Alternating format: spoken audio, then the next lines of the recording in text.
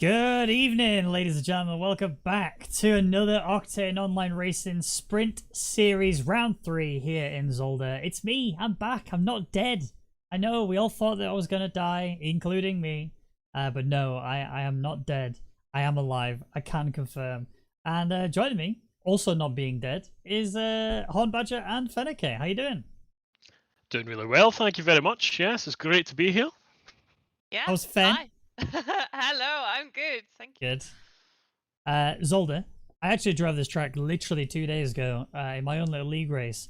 And this track, I'm going to be honest with you, is actually not that easy. There's a fair few chicanes that you have to absolutely yeet in order to have any really good lap time here.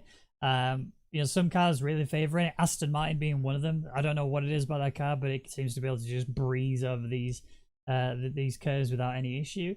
Same for the Merc, to be honest. Mercedes can actually handle these curves quite nicely as well. But tell you a car that can't, the Audi. That car does not like curbs, to say the least. And the McLaren is very similar as well. Not quite as bad, but still pretty bad. You know, even the Lambo, to be honest, they're such low riding cars. So, you know what? It's good. We're about to get into the remainder of the practice session and then into the quali. So let's get into the actual stuff you're here to see. Let me get the volume up for you. 1 second.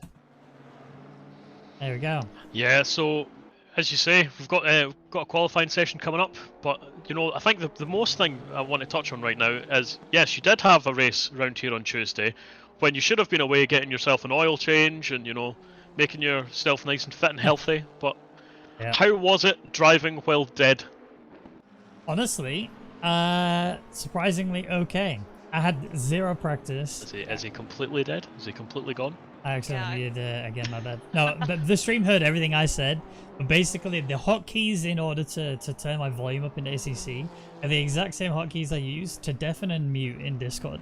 So it's just making sure I actually mentally count how many times I press it, but I didn't. So, on me. Yeah. Yeah, just answering your question. It actually wasn't that bad. I mean, I qualified pretty poorly. I think I qualified like P6. Again, I had no practice whatsoever. Even his setup I'd never used before. It was actually one I just had to create off the cusp. Chucked on aggressive and just tweaked it slightly. But you know what? I survived the race. I only got one penalty this time. It was for speeding in the pit lane. I was like, oh, I'm not going to talk about it. Yeah, was not alright. a surprise. Yeah. Did you not have a penalty for contact as well? I'm No. pretty sure you got a 5-second penalty for contact. Genuinely didn't. There was a potential for a penalty, but once we discussed it and confirmed, yeah, there's nothing any one of the three of us could have done. Fair enough. Fair enough. True story. So Penalty magnet. No. I had 2 speeding in the pit lanes, 3 speeding in the pit lanes, but everything else has been clean. I had only one other penalty aside from that. Ever. Okay, I want to just get a touch with you guys on your thoughts and opinions on the track. Now, I'm not sure if you've actually driven here or not, but I just want to see what you guys think to it. Is this the track that you would put in your I like this but I don't want to race here books, or is there something else about this track? Yeah, for me, I enjoy watching people go around this track. I do not really enjoy driving it. However, I would also potentially say it is probably also lack of practice. I could potentially get, comfortable with it, but yeah, for the moment, I'm just like, I will let you guys do this. I'll leave it to the professionals. Yeah, for myself, I feel very similar. Like I've actually had practice because I also did the race on Tuesday. It did not go very well, but to be honest, it was also because I was in a McLaren, and I might not be the fastest anyway. So it was a difficult track. We even had a little bit of contact in that race. That wasn't your fault. I noticed that. Penalty magnet. No. The person in front of me decided to come right across me. They ended up getting a penalty as a result of it, and I had to brake really hard and get out the way. And Fen didn't really have a choice about what was going to happen next, but ended up running into my butt. And yeah, got a bit of a love tap from Fen. So thanks for that, Fen. Appreciate it. Yeah, you're welcome. I'm glad you enjoyed the love tap. To be fair, when you have the choice, you always go for the love tap on Raggy's butt. Yeah. We need to talk about the qualifying session that we are underway with right now. We only have a minute remaining of it. 1:28.5 is your current best time, which is a really solid lap time there. Pierce has actually just slipped in there as well, but still about half a second back. Only 6,000s ahead of Bauer in P3. And then it's only just a little bit more than that for Darren King. Usually somebody we would expect to be at the very, very top. I know that he's been driving earlier today, but not this track. He was actually driving the Porsche, believe it or not. So we'll see if he's learned anything in his time spent in the Porsche. He's also getting a little bit of hold up there from the Bentley. That looks to me like he's going to have to back out that lap. Yeah, he was up, and then he came right up to the back of the Chambers, and basically that's completely ruined his lap. But who else is on a flyer right now is Bauer. Bauer looks like he is going to be taking that P2 slot, fighting potentially Barnett for P1. So he is right up there right now, the 4/10, or now 5/10. So he's right there on getting the provisional pole position. Yeah, having watched last night, last week, I'm so sorry. Last week, you know, obviously Bauer, I'm expecting a lot from Bauer. I'm expecting a lot from King as well. These guys are fast, and there's a couple of guys I'm really interested to see how they will do. I've just been told that Fenn's voice is a tad quiet, so I've just turned you up. Fingers crossed that should be high enough. If you guys in chat can confirm for me, please. That would be much appreciated. I'll just talk a little bit real quick. Is it good now? Yeah. Okay. I've tuned you up nicely. Perfect. I mean, you're loud as hell for me, but hopefully the chat will have it confirmed as whether or not you're loud enough or not. Arden actually fitting right up at the top and kind of being where I'd expected him to be when he moved from rookies into Sprint Series. Now, I wasn't here, obviously, for round 2. And I was only half paying attention to what was going on because I wasn't very well, I'll be honest with you. Spent all day in hospital, came out. So, Slacker. have you got? Can you tell me who was on pole? Because it was obviously a normal sprint, not a super sprint. I think it was Thompson who was on pole actually. But yeah, I'm pretty sure it was Thompson who got pole. With King deciding he was going to have a last to first challenge, and I spoke to him after this and was like, what happened there? And he was like, I am never doing the last to first challenge again. That went horribly wrong. So, but he is a second up on his lap right now, and here he's coming across the line. So it looks like he's not doing it. He is taking pole position, and hopefully for him, he just waves everyone goodbye at the start and disappears into the distance. But that's a pole position there for King, after he promised me the last to first challenge will never happen again. Yep. Probably for the best. It also looks like actually that pole position was about almost 4/10 ahead of Barnett, so that's quite a distance. Let's have a quick catch up on the people in the chat whilst we have an opportunity waiting for the race to start. So, shout out to Rosen Dimitrov, or Roshko as we know him. Mark, hello. Ducky, Alex, hello. Jess Games, what's up? Frank Lucid, how we doing? Taraga, which is Schelekens. Actually, Fen, you can speak Dutch. Yes. How do you pronounce that name? Schelekens. That's what I said, right? So close. So Okay, close. I'll Keep take it. trying. Thanks. Thanks. Metal Matt, how you doing? Ruin. Good to see you guys. Ryan Garrity. Hello. I believe Ryan Garrity is going to be doing the NA comms later on after this. So lots of racing to be done today. If you missed the Asia Pacific earlier on, then you know you got the EU coming up in just a second, and then you have the NA coming up later. There's going to be much. Oh, I actually want to point out as well, in the races in the the Asia Pacific region, there was rain in both the splits. So, because obviously, bear in mind, for those of you who weren't aware, maybe a little bit confused if you tuned in just last week and not the week before. So there is a variance in the types of races we do. So there's something called a super sprint, and then there's a sprint. So last week was just a sprint, which was a 1 hour long race. This week is a super sprint. So it's obviously the qualifying session, followed by a 20-minute race, followed by qualifying 2, where the top 12 don't need to qualify. So the top 12 from race 1 don't need to qualify. It's just those outside of that. They're all fighting for their jostling of position. So if you had a rubbish race and you finished, I don't know, dead last, you have a chance to put yourself P13 if you have a good Q2. And then we have another race which is 40 minutes long, and that is race 2. So that's just for one split. And then we do the exact same again for the second split. And we're looking forward to seeing it go down. We have the Waka out in full force today. Thank you for that, Fen. For the You're very welcome. once again.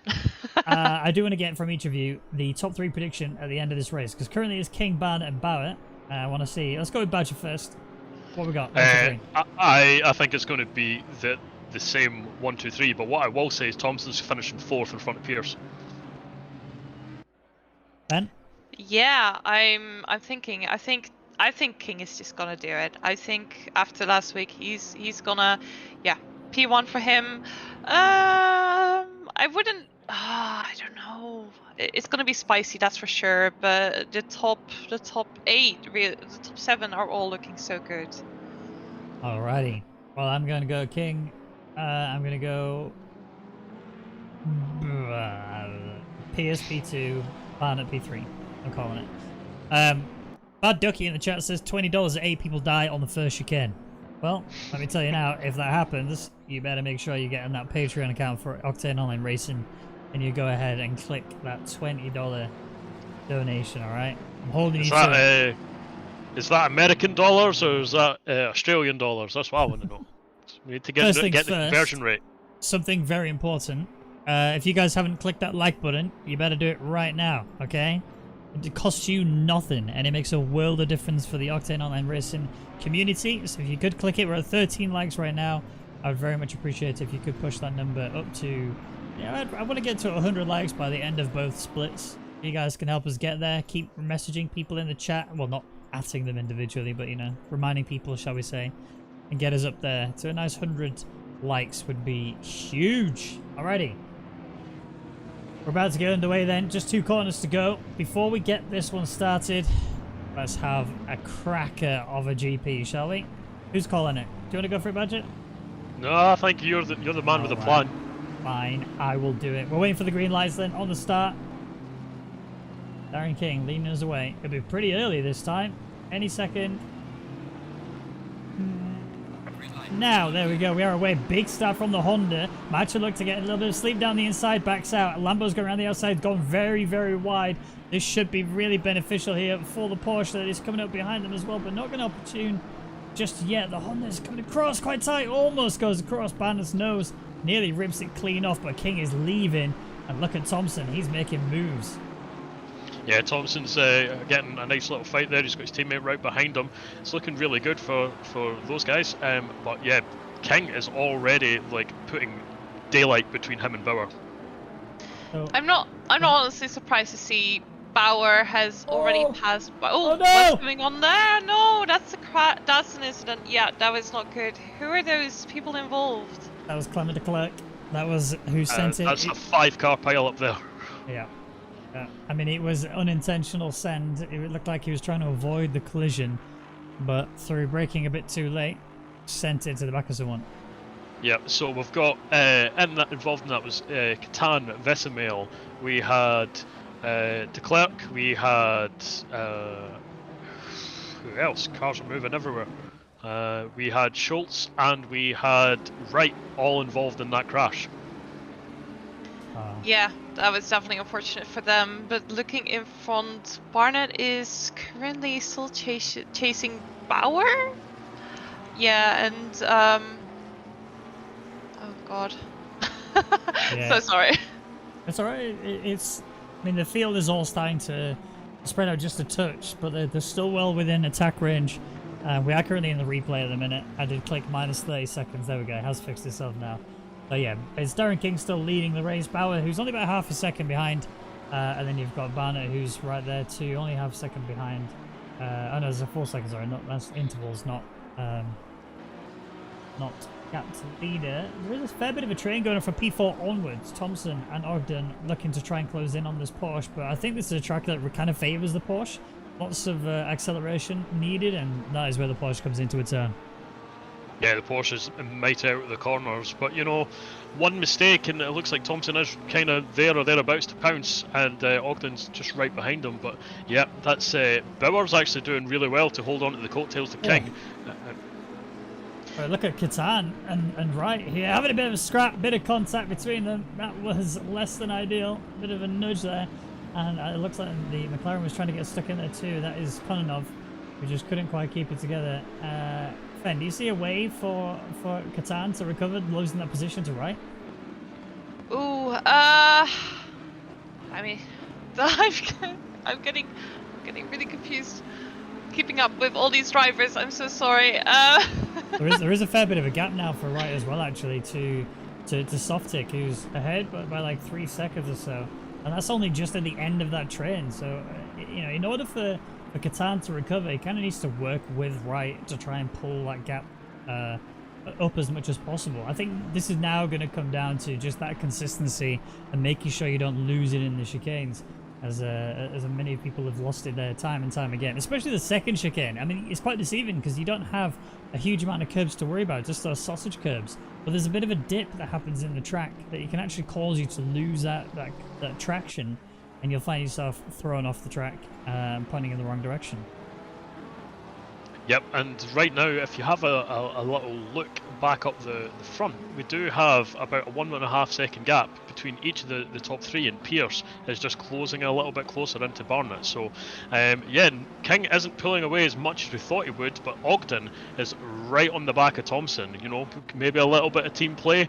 Thompson gets out the way, lets Ogden go for it, because it looks like he's got the pace right now, but he just can't get past his teammate. Speaking of Ogden and Thompson, though, I'm noticing they're both in the McLaren, so, you know, good on them for just keeping up and being fast, because, yeah, that's not an ideal car for this track, as I know very well. Yeah, absolutely, especially this chicane here that they're going through. It can be quite awkward there on the exit if you get it just a bit wrong. The back end would very much like to step, but yeah, that first chicane is definitely a killer. But it's actually really good through this long left-hander here. The aerodynamics of the car allows you to just keep it planted all the way through and carries so much momentum. Maybe a little bit too much momentum there for Ogden. A little kiss of the gravel.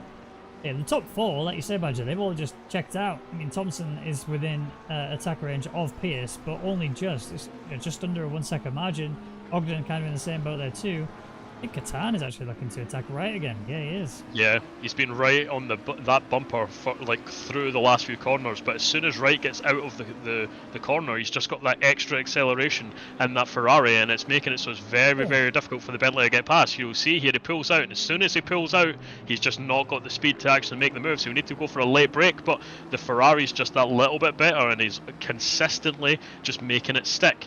But what you'll notice there is he kind of went over the curb, and that actually did invalidate his lap, so he will have a warning for that, and he will need to be careful. He does not want to get a penalty from attacking these curbs too much. But Wright then makes the exact same mistake, and this has allowed Catan to close up that little bit and actually make a move up the inside, and he's actually made it stick. Well done there. That was a great opportunistic move.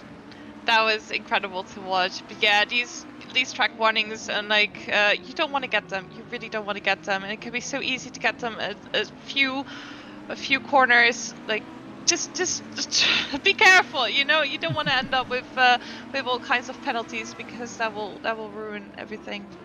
Yeah, it really will. That second chicane in particular is my weakest point. I got so many warnings through that alone. I was quite surprised I didn't get a drive-through.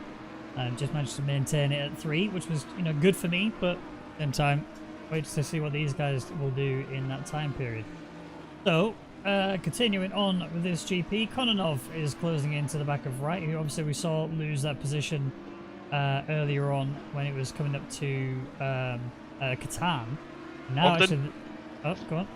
Ogden's just been lit past from Thompson. Thompson moved well over to the inside just to let Ogden go round the outside. So a little bit of team play here. Thompson is letting his teammate go, as I suggested they might do later, because it does look like Ogden has the pace.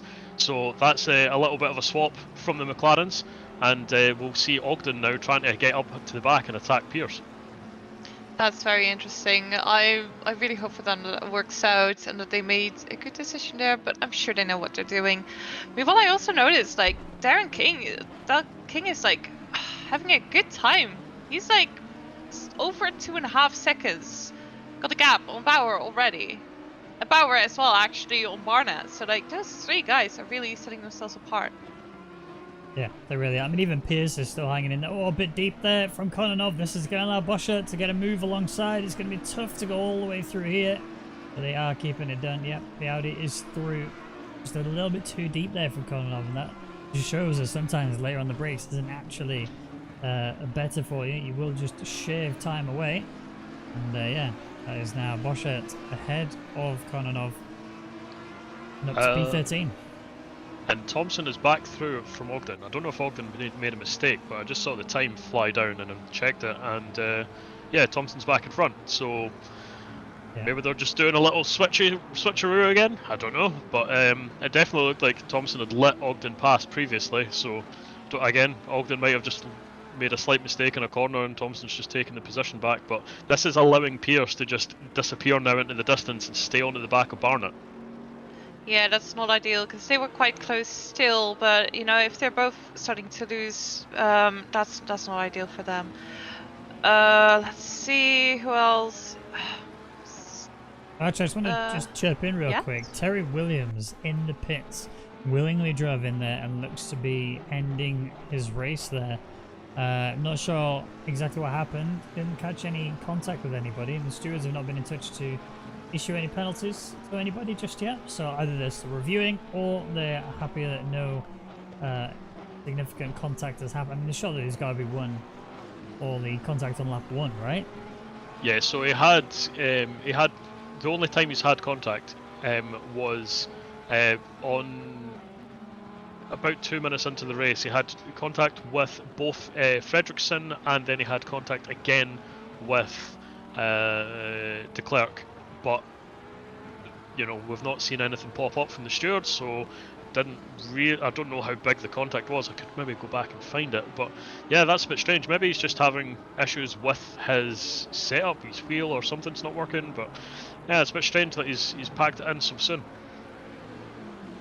I'm really wondering what's going on. A bit further towards the back, with there's a couple nearby each other. Yeah, Fredrickson, and it looks like there's still some close racing going on there, even though it's not too close right now. But that could easily change, I feel. Well, here's the thing, right? You get yourself into the top 12. If you're a P12, you're looking for that reverse pole. You're going into the race too. Those outside the top 12 obviously get a chance to sort of reshuffle themselves and maybe take a P13. So if you're Terry Williams, for example, who was actually returned back to the track, so not decided to end the race, that's exactly what we like to see. You know, then that's an opportunity for you to potentially put yourself P13 going into that second race. Oh, big mistake from McLaren. Oh no, that was Kononov, who just made a bit of a boo-boo. Let's have a quick look at exactly what happened. Just going through the right-hander. I think he just locked his brakes up there. Oh, no, he ran wide. Oh my word. Oh, he's contacted the wall. He's very lucky to get away with just that. Yeah, just ran wide coming on the exit. Went off towards the barriers, clipped the barriers, and that put him off into the other side. But you know what? Still racing, still fighting. Car does look very uncontrollable. They're very tank slapper heavy.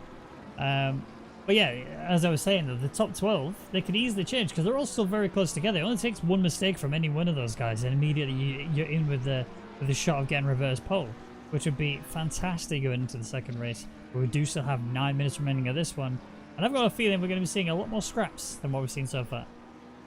Yeah, definitely. But I just want to point out Williams again. He's pulled over to the side just as he exited the pits, and now it looks like he's attempting to get going again. But I feel that he's having issues with his wheel or his setup or his controller or something. Something is not working well for him, so he seems to be testing it out, hopefully trying to fix a few things before the next race. But yeah, he's not having a good time right now.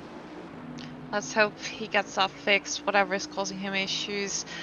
It looks like Levchenko is closing in a little bit on Softic. Not too much, but yeah, that could get good. I mean, if you remember 2 weeks ago, obviously I can't remember 2 weeks ago, but Levchenko had the most insane defensive drive at Silverstone that I think I've ever seen in any racing sport ever. Holding everybody back, including Darren King, who, once he was finally released, took off. But actually Levchenko here, looking for Softic down the inside in towards turn 1. Later on the brakes, we're going to have to carry a much tighter line than you would want to. Softic has ran a bit deep and not carried the momentum, and that has allowed Levchenko through a fantastic overtake. Very well done from him. But watch Softic when he goes through this first chicane. I have never seen a car destroy the chicane anywhere as good as this. I'm actually going to use chase cam just this one time. Watch how he does this. This is absolutely mental. Yeah, but he's actually being attacked from behind again. So he might not even get an opportunity to prove how well he does this. He's having to leave the space, and that's costing them both so much time. You can just see Levchenko flying off into the distance. No need for the big chunker defense today. He's absolutely disappeared into the distance. Yeah, that's really good for him. I saw a penalty given to a couple of guys. De Klerk's got a penalty. Katan's got a penalty. Not good for them. That's really that's just such a shame, you know. But yeah, accidents can happen. Yeah, I think the 15 seconds. I've not got any notifications to tell me what the penalties are for, but yeah, they are coming thick and fast. So the stewards have figured out a few issues that they needed to sort out. 15 seconds for De Klerk, 10 seconds for Katan, and 5 for Landreth. So here's the thing: Katan is currently holding P11, right? Washert is just on that limit for a 5 second, and he's got so much more time to play with, so he easily slots into the top 12, and I think Fredriksson is going to be in that as well, but that's only up to a P13, so yeah, we'll see how it pans out, but Katan going to be in a really bad way going into race 2. Yeah, I'm just having a look. It looks like all of those incidents were on lap 1, so this is the stewards trying to piece together exactly what was happening across the what was, you know, quite a large pile up. So that looks like that's all been sorted. I don't know what's happened to Softic, but he slowed right down again, coming into the same chicane. A huge cut there from the Bentley. That was massive. Yep. I don't know how Katan got away with that one. Surely we're going to see a drive-through or two coming up soon, but they're still side by side. Softic is going to have to worry about the inside through here. Don't run too deep. They just runs a little bit deep. I think the Bentley is away now and through. Yep. So it's Katan up to P10. But again, the longer he fights, the worse it's going to be later. Yeah, Softic actually caused that by, he ran a little bit wide, caught up a bit of dust, and that slowed him down. That allowed Katan to attack. But Katan did not get away without a warning. It definitely, both of them received corner cut there, so they've both got a warning on this lap. They do need to be careful with those. Yeah, definitely. I'm really wondering when those first drive penalties are gonna come in, or those there's actually a new penalty coming in as well for someone, car number 305. Ah, right, yes. I don't know what's happened there. I will find out, because I can bring up the replay for that. I know when both of his incidents were, so give me a second. There's a few little battles still going on at the minute. You do still have Thompson and Ogden, who, I mean, we say they're battling, but they are actually still, you know, carrying on as they were before. So working together to try and bring their constructor quite far forward. In fairness, they're actually doing pretty well constructor-wise. They're, you know, they are surrounded by the Porsches, but the other Porsche is down in P20, and the other McLaren is down in P15. So, you know, as things go, I think the McLaren team are going to be much happier overall from race 1. Obviously, there is still one more race to go in this split before we do get into, you know, counting up those points. But Darren King seems to be a hard carrying Ferrari right now, because Jay Wright, P13. I don't think we have Gareth Walker here today. Nope, can't see him. But yeah, them two just representing on the run. Yep, I've just had a look at the Williams collisions, and oh boy, they are a problem. He basically, as he came up to the chicane, fully locked his brakes and went massively into the side of Fredriksson. He basically tried to cut the first chicane to get out of the way. Should have probably went to the left rather than to the right.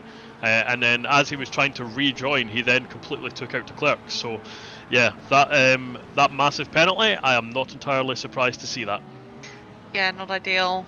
But as we go back, yes. The drive-throughs have come in. Look. Oh, you're right. De Klerk has got one as well. So they are very much into the pit lane, serving their drive-throughs. I'm not sure if they've. I think Schultz actually decided to return to garage rather than actually do. I could be wrong. Let's have a look. Where is Schultz? He's just driving in the through. pit. So no, he's actually did serve the drive-through properly, and he's back on the way again. P16. Gonna be hard to recover that one. At least there's no penalties. That's number one. Getting back in the top 12. What's that? 8 seconds, I think, thereabouts. Gap between where he's currently and P12. I think that's maybe a bit too much to ask. Yeah, that's a big ask, and the clerks came out, you know, miles down as well. So, and he's still got 15 seconds penalty to his name. So that's kind of a write-off for both of these guys right now. But you know, that's why you've got to really keep it clean. Try not to get these corner cut warnings, and you know, avoid incidents where possible. Let's have a look. I'm sorry, I'm just going to quickly no, touch I'm on just, the. Go on, you got. I'm just looking at the fight between Boschard and Wright. That's looking really close. Oh yeah, I mean you've also got a soft tick in that as well. It's Yeah, a nice old three-way going on. Bushard is coming up to soft tick, but do you think Boschard's going to get him, Fan? I believe. I'm gonna believe. Yeah, I think he's gonna do it. He's an Audi driver. I've got to believe, haven't I? I'm locked in here. There's no other way about it. I just want to catch up on the chat a little bit. So hey, Gareth Walker, how you doing, buddy? Gareth is not racing today. Yeah, family comes first. Just wish I was racing. My family comes first. Hope everything's all okay, Gareth, mate. I know that you're going through some stuff in a minute. You know where I am if you need anything. I appreciate you, mate. Yeah, sending you all the best, dude. Ike guy asking. Oh, he was actually Prime said Catan with the pass off track there. No. Yes, sort of. I mean, it's not normally allowed, and the stewards will be hot on that anyway. But there would also be an argument of, well, actually, Softic kind of threw himself out of the way anyway and was kind of forced off the track at the same time. So, you know, I mean, the stewards will look into it and make their own decisions, of course. But just off my amateur judgment, that's my take on the situation, and we'll see whether or not that actually happens. So, Darren King looks pretty much set to take this win, unless he has some sort of mechanical failure. Bowett, P2, 2-second gap to Barnett, so it looks pretty safe for a P2. Barnett is also 2.5 seconds ahead of Pierce, so it looks like a P3 is good. You called, Badger, that Pierce would get P4, and that is exactly what happened. And the state, in fact, you've got a 100% prediction record here. Oh no, to be fair, I'm pretty sure I said Thompson was going to be in front of Pierce, so I am one off. I thought it was the other way around. I swear you said Pierce No, was going to be I P4. said no. Pierce was already P4. I thought Thompson would get him, but the McLaren unfortunately is just struggling a little bit. But what Thompson has managed to do is, after the swap backs with Ogden, he has managed to get back up, kind of, you know, cutting down that time limit a little bit. Not quite within striking distance, but you know, that's a good recovery from being, you know, about 3.5 seconds down after the back and forth that he was having with Ogden. Yeah, and in the meantime, King actually crossed the finish line. So this is. Oh yeah, he's stopping there. Oh goodness, it looks Big like Dubsky. Yep. Everyone's just going past the finish line now. Yeah, so bear in mind, obviously the top 12 will finish as they are, but you know, before the penalties are kicked in. So we're talking Levchenko with a huge 15-second penalty, and then Catan, who's got 10 as well. I think both of those people fall outside of the top 12. So we'll look at that when we go into Q2 and confirm for sure. We're obviously waiting for Catan to cross the line, which he does right now. Then you got Bushert, everybody else behind. So, have a look. Joe Wright will actually get into that top 12 if my calculations are correct. So should find himself very much at the front of the grid going into race 2. Softic, I think, is also very much on that limit. But Fredrickson, oh my word. Joe Wright has actually lost out so much. I think he ran out of fuel. He's dropped right down to P15. His pace just suddenly stopped. Let's have a quick look at his replay. I'm gonna look. Oh, he's fighting, going into the corner. He's lost out to Softic already, and he lost out to the Audi. As he comes to line, yeah, he's going to be behind both of them. And even Boscher was actually looking to get Softic as well as they came to the line. Yeah, I don't actually know exactly what caused Joe's pace to just suddenly drop off. But now I don't think he's going to be in the top 12. Yeah, I'm pretty sure he's out of it. Even if the penalties above him came down, he would still only be P13. So, yeah, he's out the top 12 for sure. I think we're just waiting for Terry Williams to cross the line. The timer will tick over in a minute. There we go. We are done and dusted for race 1. I think the timers have been applied now, and you can see who is where.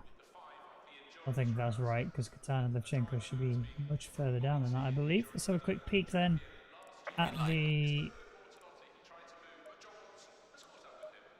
timetables.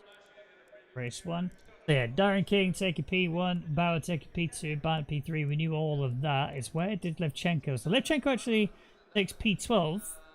Still, Octane stays P11. So they are reverse 1-2.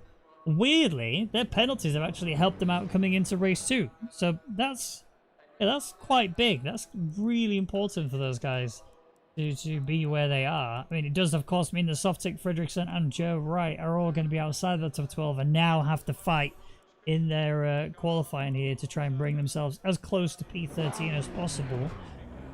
Looking at it, I think De Klerk was already way within that top 10 in the previous qualifying. In fact, we can actually check. De Klerk was P9, yeah, so a 129.7. We'd expect to see him up there again. Well, I have a question for you then. Do you think the big chunker can hold on for this race 1? I mean, we've seen that defense, haven't we, in the past? And he's never let us down ever before. But I don't know. Yes, I do think so, purely because this track is really difficult to defend with. Sorry, to attack against. Defending is quite easy, especially if you are in that Nissan. But one wrong move and you instantly lose that place, and you're very likely to lose way more. So, yeah. I'm going to go with yes, but it's going to be really hard. Yeah, I agree with that. I think, you know, we've seen... I would personally say we've only really seen him make one defensive mistake. And that was when he was going through Maggots and Beckett's and kind of the back end stepped out a little bit and he went off track. So, I think he can hold on to this. What I am worried about, though, is how big the train will be at the end of this race. Because we saw, especially at Silverstone, we saw that he had like 6 cars behind him, everyone vying to get past him. And I'm pretty sure King was the only one who made, you know, a pretty great overtake. I am not sure if he'll be able to hold back King if he gets into second position. But, you know, King will have a lot of guys to get through to get there. Well, speaking of King, looking at the chat, there's a lot of King fans. King is the best. King is the best. King is the best. King says, I'm the best. Well, prove it. If you guys are the best, and if you're a real fan of Mr. Dal King, click that like button. Let's see how much you actually like him. Get that number up to 50 by the end of qualifying 2, and I will concede that Darren King is the best.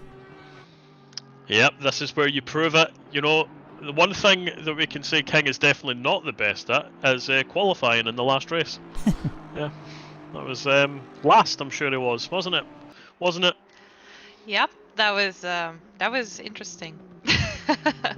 And who out of those are the outside of it? So we're looking at the ones that are currently on track, so not the ones that have got the P's next to them. Then, who do you think is going to take the P13 for this race?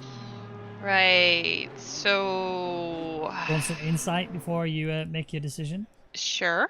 All right. Let me give you some data. All right. So in Q1, the fastest of them all of the remaining guys was De Klerk, who obviously had that major collision and then you know, ended up pretty poorly. And he was actually 3/10 faster than Wright, who's also in there. Wright was P11. There was only 2 places separating them, but that was how it ended up falling down. So, who's your money on? Who you got?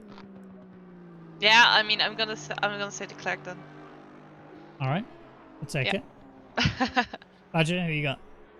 I'm going for Schultz. You know, De Klerk right now is on a lap that will put him pole, but I don't want to just go for the person we know to be quick. So I'm gonna say Schultz will be up there. I'm actually on board with De Klerk as he's continuing with the lap. Like you say, about half a second up, it's just now climbed back up to that half second. 6/10 suddenly, but a mistake there. We'll definitely see that time drop again. Yep, half a second again. Schultz actually finding more time, already a 10th up. So that's things you like to see. We're running out of track now for him to gain any more time. 4/10s up for Schultz. A big chicanes so far for him. De Klerk still half a second, no improvement there. Actually, I think he's going a bit too slow going into the chicane. Although suddenly he's pulled out 7, 8 tenths now. Is he going to creep up to 9 before he crosses the line? No, he's actually dropping just a touch, but will go on to provisional pole with a 129.9. Oh, come on, Schultz! Schultz! Schultz is the man! Wow, you're having a good time with predicting. You seem to be good at that, actually. I hate to admit it. Scarily accurate. Yep.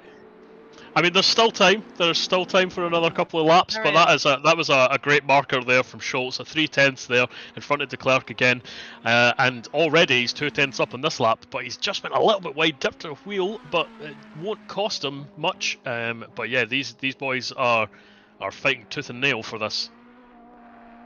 So actually, first sector, fastest person is De Klerk by 2 tenths. In second sector, he's the slowest out of the top 3 by, well, 2 tenths according to the fastest, which was Softic. In the third sector, De Klerk and Softic are the slowest by 4 tenths on Schultz. So whatever Schultz is doing in that final sector, he's gaining so much time. This is huge for him.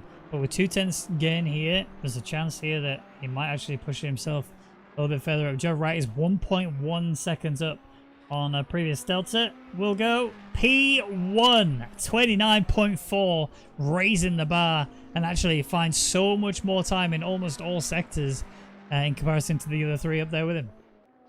Yeah, I was having a look at Joe Wright when you were asking initially, and I was like, you know, I would really love to see him up there. But again, Schultz crosses the line, another 10.5 upon him. So, you know, but he just runs into the gravel now, so that's going to be his final attempt. But that is a marker that's been thrown down, and Joe Wright is already 4 tenths down. De Klerk's like given up as well. So it looks like unless Fredriksson or Landreth can do anything about this, this is going to not Joe Wright, to Schultz. Yeah, I mean, It certainly looks that way. Fredriksson's up 6 tenths currently though, and in an Audi, and is only 6 tenths up by the time of doing turn 3. So I'm a bit of an Audi fanboy since learning the Audi this season. Ben, Fredriksson P1 or not? Sure. Yes. I'm gonna say yes. He's gonna do it. I'm going to say he's just invalidated, so you're wrong. Ah, come on! Yep, it just dipped it into the gravel, and that was enough. His lap is now invalid, and he does not have time to set a second one. See, every single time that I believe, it just comes crashing down on me. Yeah, so the only person really that's out right now that could take this away would be Softic. Oh, don't count our mate Tezza. I mean, he's 6 tenths up, but his lap time is a bit of a way away from the others as it stands. But never count someone out until they cross that line. Softic is actually being held up a little bit by the BMW, which is Landreth, also on the hot lap, also 2 tenths up. So maybe a little bit of a tow here for Softic might help gain a little bit extra. 4 tenths is currently not going to put him into the top 2, but it will put him P3. He needs to gain a couple more tenths out of this one. So he's looking for a magical 7.5 if he wants to try and gauge any more than this. He's actually lost a bit of time. Landreth will gain 4 tenths. Softic will take P3. But only just.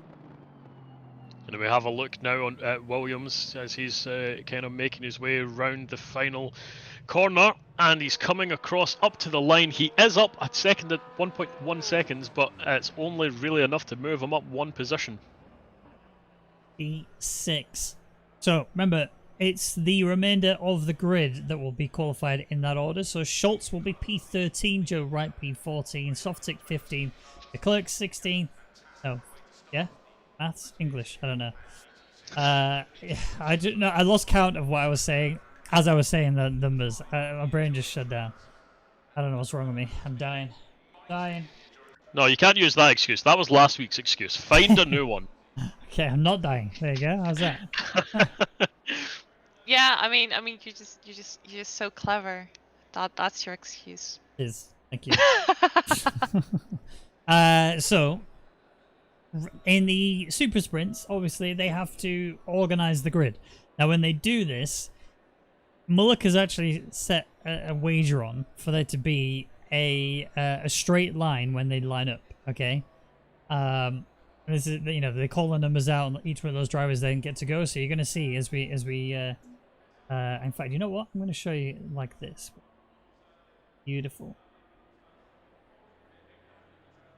So you'll see the safety car will drive off. It hasn't already. The safety car. Oh, safety car's left the session, so never mind. Safety car. Oh, no, he's there though. He's there. He's 16. A waka. Waka! I was just gonna say that, Reggie, you were not saying it correctly, but then, you know. I corrected myself. I learned the error of my ways.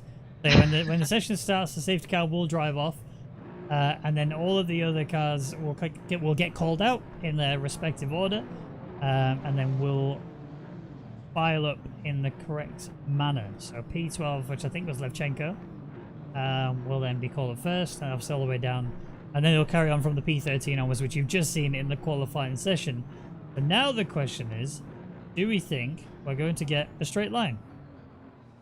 I hope so, because I've got so many bottles and cans around that just need to have a nice hug. Yeah, I don't think it's gonna happen. I don't believe this time. I am not a believer. This is not gonna happen. Well, looks like Levchenko is not going to be the one to ruin the straight line. Actually, aiming to get as close as possible to the back of the car. Oh, they are, of course, ghosted.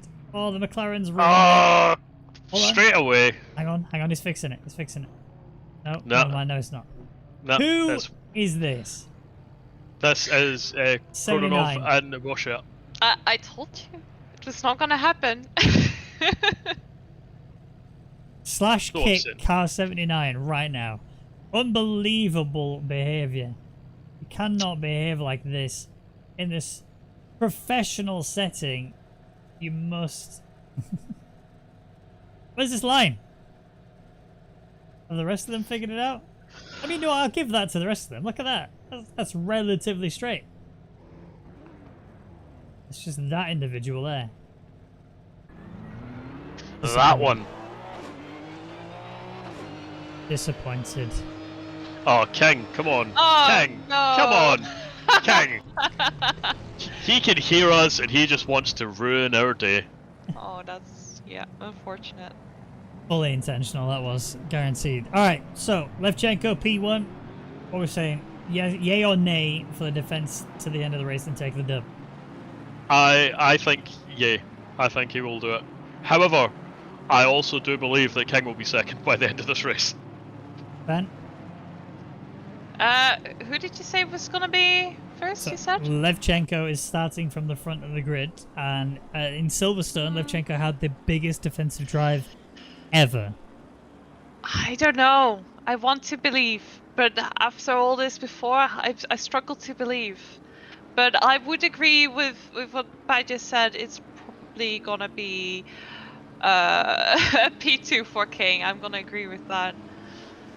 Alright, chat, I want to hear from you. Put a 1 in the chat if you think that Levchenko is going to be able to defend to the end and take the dub. A 2 in the chat if you think not a chance in hell, Darren King is OP and will take the win. I think right now it feels unfair that we're basically saying everyone between King and Levchenko's not got a chance to win this race. No, But I should say then, yeah. Number 3 if you think somebody else, because I think, like you say, yeah, there's a lot of other people that have a chance of very much taking this. yeah, the one thing we've got to say though is Levchenko has the biggest booty in the grid. The big chungus. It's a The useful big skill to chungus. have when you're racing, definitely. Right. Yep. We're going to test my drone cam abilities here. Oh god. Okay. I apologise in advance, chat. No, I'm going to be able to see all of the incidents that happen as we go in towards the first chicane. So the drivers are getting themselves organised into their respective sections on the circuit. We are coming in through the final corner now. We are, of course, going to have a very delayed race start because of the formation lap, and the way that it all pans out is waiting for what was car 1 to get to the right area.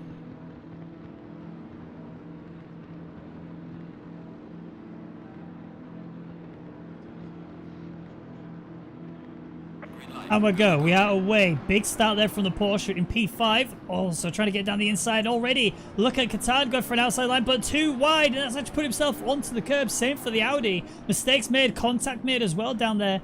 Everything else seems pretty clean. No major disasters going on down the field. Everywhere else looks cozy. And McLaren off McLaren, the track corner off. Yep, he's dropped it. Another car off the track as well at the back, still off the track. I think is that the Aston Martin of Softic? I think it is. But look at Levchenko's gap he's pulled already. A great run coming into it. I think we're gonna be A-okay. Yep, Levchenko's done exactly what he needs to do. He's built up a little bit of gap. He knows that he will be getting hunted this entire race. So build up a gap just now, get comfortable with what you're doing as we see that car 267, which is Fredrickson, is off right now, spun out. Not too sure what happened there, if you could bring up the replay. But yeah, Levchenko's doing exactly what he needs to do. It was car 18, I think that is, with a rejoin. Didn't have any contact, but definitely scared the life out of some people. Looking at the Audi coming into the braking zone, there's 3 cars, 3 wide, bit of contact between the BMW and an Aston Martin as well. The Audi trying to slip through, gets contact with the BMW, and off the track. I don't know who. I mean, the stewards obviously investigate and they will figure out who the point of blame is, but I think a bit of ownership has to be put on the Audi driver there as well. Yeah, and I'm just having a look here. Bauer looks like he's actually sizing up a move on Ogden. Straight away, looks like he's tempted to go up the inside. Is it going to be a nice late break? No, he just backs out of it, but nearly clipping the back of that McLaren, and that's actually cost him massively. And King already, he's making 2 moves. Oh, that, if you can get this to stick, no way, come on. Surely this not, is right? filthy. This is filthy. And yeah, he does have to concede, but man, that was almost a double overtake. Very opportunistic. You could just see the pace and the confidence he has in the car. It looks like he might go up the inside. Just playing mind games here. No, the inside is not the... Yeah, he knows. The inside is not the line, but tell that to the Honda. Oh, there's contact as well going on ahead. Another Honda and a Bentley. Look at that. 2 positions gained for Darren King there. That was both Wagner and I think Catan at the same time. Catan is having an absolute nightmare of a race so far. Oh, no! Big contact there. What was that? The Hondas. Let's have a quick look at who that was. Got back 15 seconds. We should be able to see it. So, car 13 is Bauer. I think he's the car in front. Oh, no. Oh, Bauer was the one who caused the incident. Yep, and King's had to wait until every single car on the track went past him before he could get back and face the right direction. So he is now dead last and a good 30 seconds off the lead. I'm gonna say he's still gonna manage to finish P2. I think he's not gonna get the win, but like he's gonna recover from this. I have full faith in him, and I'm saying that even though I said I didn't believe. Well, now I believe again. Well, look at race leader Levchenko, who we've got predictions on him being able to defend to the end, but Vesemel is having a really good run on him right now. Again, the Nissan has so much better straight line speed, but the acceleration the Porsche has will really help coming through. And I think now we're going to be seeing Vesemel look to see if he can late break, but too far back it looks like for this chicane. The thing is, this is the only real area to attack on this circuit, and Nissan just yeeted that curve like it was barely even there. Yep, yeah, first warning for Levchenko. Ooh. That's not good. Yep, very early into this race to be getting warnings, so yeah, but right now Vesemel's all over the back of them, but look at the gap that they have, 3 seconds to P3. So these two are just going to be fighting out themselves, and Levchenko's hoping he's not going to be held up too much with this fight. Credit to the McLaren boys, they are working together very well. Slightly different McLaren boys this time. It's Kononov and Thompson. Thompson having an absolute stonker of a start in this race, up to P4. It did have to start, I think it was P5 in this, sorry, well, P8, P9 at the beginning of this race. So it's already claimed up a fair few places in order to climb up so far. And actually in with a shot taking 3rd here on his teammate. And if there's any disasters, like you said, Levchenko getting that warning already, could be in with a drive-through potentially later on. We'll have to wait and see. Wagner is 7.3 seconds faster than previous lap. Yeah, that's a great lap from him there, but I'm actually just looking. King has already recovered 2 seconds upon the race lead. In fact, he's also gained a position as Katanas came into the pits, so I don't know what's happened with him. But yeah, King already 2 seconds on the lead. So he is absolutely flying right now. Right now, everyone else is in the 1 minute 30s. King's in the 128s. Yes, but I believe that fastest lap got him a warning. I think the fastest lap is red for me, which suggests he did get a warning as such. But maybe you could confirm for us. I don't know if you've got the ability to see that. I do not, but I am trying to find a way I could see it potentially. So give me a second and I will get back to you. Copy that.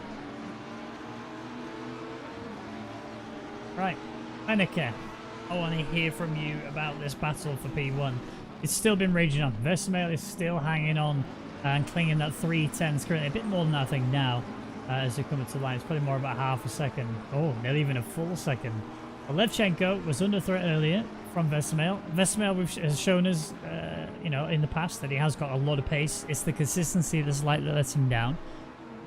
Do you reckon Versamail has it in him to take that position away from Levchenko? Or drive through? What do you reckon? I mean, I think this is gonna be a very good battle towards for a long time at least. I don't know how long it's gonna go on for, but yeah, as you said, Levchenko really does seem to defend very well, and but I think it can also not. Ooh. Well, I thought 1 second, sorry, because Pierce is actually sending it down the inside of Barnett, and that pulled off beautifully. And actually looking to get Boscher as well. This is going to be really awkward because he's got the long left-hander here coming into that chicane. If he can get down the inside for that chicane, he's not had enough chance to do so. You've got McLaren as well at the back. That's Ogden trying to slip by on Barnett. But yeah, Pierce having a really good run so far, and I think that Audi is going to be feeling that pressure soon. Sorry, Fent. Yes. No, that was good. That was good battling there. That's looking exciting. But no, I think Versamail is a good driver. So yeah, it'll be fun to keep a close eye on that. And I will just get back to you. I cannot find if King's lap was invalid for the fastest lap. What I can tell you is the lap he set previously was a half a second slower and was valid. But I will also point out though that even at that half second slower, he is still catching everyone. He right now is 27 seconds off the lead. So if he's going to do it, he's making the good effort for it. Yeah, P16 right now, 1.8 away from Chambers. Chambers' gap is 3.7 as well to Softic, so it's going to be rough for him there. Actually, Barnett has started to find a little bit of fire and a little bit of pace in that Lamborghini. But there's also got a very quick Ogden chasing him down. Ogden going to have a little look-see down the right-hand side here coming into the chicane. It's going to be awkward. There's contact. That's very nearly sent the McLaren off as well, but it's had to cut the corner. That's almost certainly a warning. I think he should concede that position. Realistically, it has done that. I think that was very voluntary as well. It looked voluntary to me anyway. Yeah, it looked like voluntary. I think, you know, he could have argued that, well, I was pushed off the track, I kind of had to go wide. But yeah, at the same time, rather than risk getting a penalty, just give the place back and make the move again, because it looks like he's got the pace. He's definitely feeling feisty. A nice little fight here for P4. Kononov and Boscher. Also, Pierce still in that little scrap as well. It looks like it was very awkward line there for the Audi. The McLaren is very much feeling that pressure. The Audi coming at him now, going to have to take the long way around through turn 1. But if he can keep alongside through turn 1, we'll definitely have the position by turn 2. It's just making sure you don't lose any ground, which is exactly what's happened. And here comes Pierce, who's going to now try to carry it around the outside through here. Whoa, beautiful move there from Pierce. Fantastic. And Kononov's gone off the track as well, which is going to let both of them through. So Pierce getting 2 cars in just 2 corners. Yeah, Pierce done a fantastic job there. He just positioned the car exactly where he wants to go. Saw the mistakes from Boscher, and then there just picked up as there was mistakes happening all around him, and gave him 2 positions. And now he is free. Got clear air, he could do the thing. But oh, look behind as we can just see the fight's going on. It looks like Bauer was being attacked there, but was it by Schultz? No, sorry, Bauer was attacking Ogden. Yeah, that's That looked like it could have been another multi-car pile-up if that had went wrong. If I can just mention, in the meantime, King is P15 right now, and he's not that far of the guys in front of him, so he's really catching up. Like he's fighting for those positions. That is so good to see. Yeah, I mean he's already not far away from his teammate. Almost, about 5-second gap currently, and at the rate that he's lapping, it should be closed down in no time. Levchenko though has half of an hour of racing and defending to hold back Vesemel. The longer they keep scrapping, the more opportunity there is for the likes of Thompson, Pierce, Boscher all to close in on this. If you remember Silverstone, Levchenko pulled away beautifully, but then he got closed in, started making mistakes, and like the top 6 were all bunched up. They were so close together. But again, the defensive drive from Levchenko meant that there was no one getting through until Dalking finally made it work and then got himself up and in front of everybody. Now, Vesemel has the best chance he's had for a long while to get a position locked in. He's going to have to flick to the right side, which is instantly covered off there from Levchenko. But has he got the acceleration he needs to get out of the corner? Yeah, just so much more momentum carried there from Levchenko. It means Vesemel, no matter how much he tries, just cannot get through. But we have to look at Barnett as well, because this mistake from Kononov off into the gravel. That's allowed Barnett and Octane through, and I think Bauer as well. So a quick check on that. Yes, he has. That's 3 places left from Kononov. Really starting to make mistakes here. I only have a little slight concern for Bauer in that he's going for these very late breaks, and quite often it catches him out when he's in the toe of the car ahead of him. Yeah, that's something that you see a lot in the high speed to heavy braking zones. You see it a lot in real life in F1 where you just lock up a wheel or you kind of struggle to slow the car down and make the apex, and it is something you need to be aware of. You need to brake that little bit earlier just to counteract for the higher top end speed that you've got. But right now, Bauer is currently sitting on the back of Barnett as Ogden's just managed to make a move right up the inside of him, and now it could be going 3 wide into turn 1, but there was a little bit of contact there as Bauer just hits into the back of Barnett. This is what you were saying, he's braking quite late, and that did knock Barnett off the track a little bit, and it's allowed Bauer through. It's arguably a little bit naughty for the contact, but yeah, that's potentially something that's going to get looked at. Yeah, it looked incidental enough, like it wasn't on purpose, but yeah, that was unfortunate. Yeah, well, we just we missed it on the main broadcast, but we have just caught it on the replay, so we now know exactly how that one panned out. And somebody has just left the session. Not sure who that was. Somebody has gone. We are now down to 19 drivers. But yeah, Levchenko is still your leader. Vesemel is P2. And actually, look who's caught up to this. Thompson, P3, now in with a chance of taking a race win away here. Pierce, who's not that bit further away. 6 seconds. We can recover as long as these 3 keep scrapping the way that they have been already. And the more pressure that one driver puts on another, as Bauer is doing to Ogden right now. And again, trying to get alongside. A bit of a late break. Didn't quite gain anything on Ogden there, but this is allowed Barnett to just recover a little bit, get a little bit of suck here through the straight, coming into that final chicane. And Ogden was doing a really good job of just maintaining this position and maintaining that pace and not letting the pressure of the drivers behind him affect him. Is going to be feeling that heat now as, again, Bauer right on the back of him will actually be able to maintain pace through. He's going for that inside line once more in towards turn 1. I think he's trying to mind punt Ogden, but Ogden is rock solid. He's not going to be phased by Bauer's little mind games. He's just going to carry on, do the laps, and then let Barnett do all the work for him, because that's exactly what Barnett's doing. Yep, Barnett's doing a pretty good job, all things considered. But yeah, we want to bring your eyes back to King once again. There is 25 minutes remaining, and he is 25 seconds off the lead. Do we think he can be on the podium by the end of this race?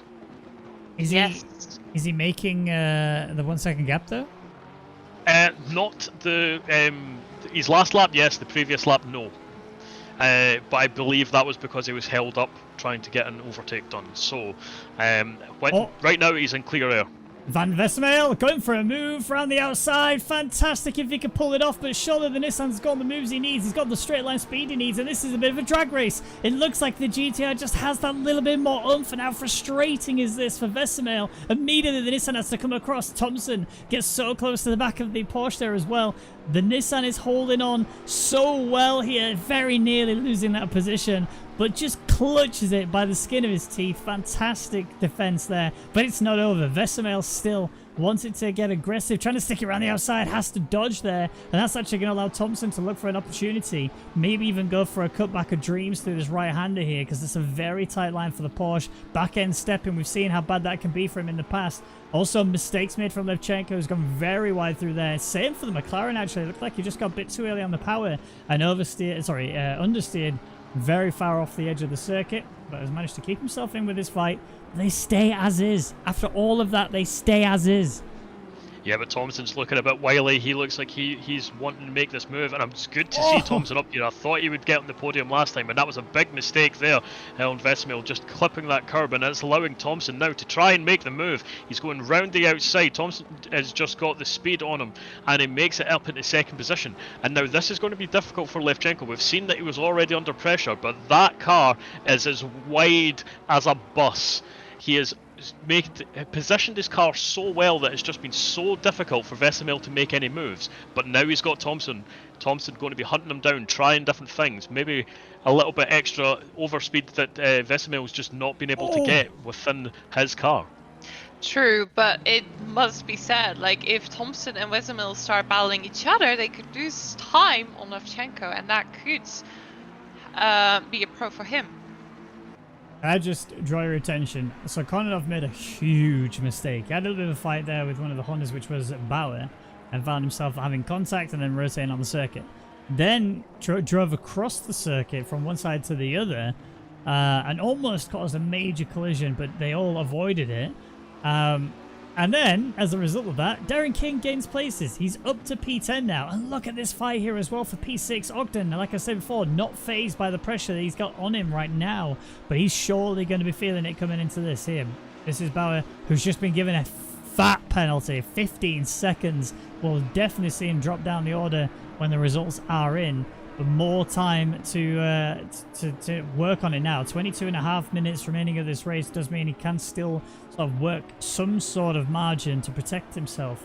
But yeah, 15 seconds is a big penalty, and that will surely see him drop outside the top 10. Yeah, and I'm pretty sure that will be for the collision that he had against Barnett, which knocked Barnett off the track and allowed him to gain a position on top of Barnett. So, yeah, we kind of thought this one might go to the stewards, but I'll give you your King update. With 22 minutes remaining, he is 21 seconds behind. So he is gaining over what he needs to catch and potentially overtake Levchenko on the final lap of this race. So he really needs to just do 1 second per lap faster than everyone else. And he's got it, you know, easy, right? Fen, what's my phrase? What's my phrase though? What's my one sentence I say every time when it comes to these situations? I say the same thing. It's one thing catching a car, it's another thing passing it. Bauer's in the pits. Or is in the pits. He has came in, getting his pit stop out the way by the looks of things. Well, there's no mandatory. They don't have to pit. Yeah, that's actually true. Voluntarily pitted. Interesting. Well, that's allowed King another position. Thompson, surely not. Oh, I thought he was going to have a little bit of a look on the... Well, he had a look on Levchenko, just couldn't make it work on that first chicane. Here's the problem. This is a track where if you make a mistake on an overtake, as in if you lose a little bit of time, you can guarantee another car is coming for you straight away. So you have to be so calculated. You can't just send it at any opportunity. And a bit of touch on that curbs there has pushed him off onto the gravel. And that's actually allowed Levchenko to pull away. And it's also brought Vesemel right onto this as well. Again, onto that gravel, onto the grass. Looking at Vesemel going through. Is Thompson playing a very smart maneuver here. Looking at the later stages of the race. Saying, look, you've got the position. Just go through. Let's fight Levchenko, because that's who we're really struggling to beat right now. I can fight you later if I need to. I'm just watching that clock tick down and see what you can do about that Nissan. Yep, and he knows the more that they fight Levchenko, the easier it is for Darren King to come up and ruin this party. So if you let Levchenko go just now and let him set at the pace that he's fast enough to set, and then fight him in the final few laps, you might be able to get something else out of this. But if you fight right now, Darren King's going to be on you. And we all don't want that. Because if you're driving here, you don't want Aye. Darren King coming after you. What? You don't want him on you. Pff, Oh my unbelievable. god! Darren King is so quick. I'm looking at his sector times. He's 4/10 faster than Levchenko is currently in Sector 1. Sector 2, he's half a second quicker. And in Sector 3, he's only 3/10. But you add that up each lap, that is so quick, lap on lap. You know, yes, again, same situation as I said. You know, it's one thing catching a car, it's another thing passing a car. And to add to Bauer's problems already, he's now got to stop going 30 for speeding in the pit lane. Oh, that is heartbreaking. That is absolutely heartbreaking. He's already down in 18th position, and that now he's out of this race. There's nothing he can really do about it. But I want to just bring your attention to Ogden, because Ogden has been getting nice and close to Bochat in front of him, and it looks like he might try and make the move stick on this lap. He's been getting there. He's just dropped back a little bit here in the final sector, but I believe he might be able to try and make a move through the chicane. I'm also keeping an eye on this battle for P1, because Levchenko, again, under pressure. I think this is where we're going to see Vesemir go for that little look-see. This is where he gains the most. This is where he closes in so much better than that GTR already.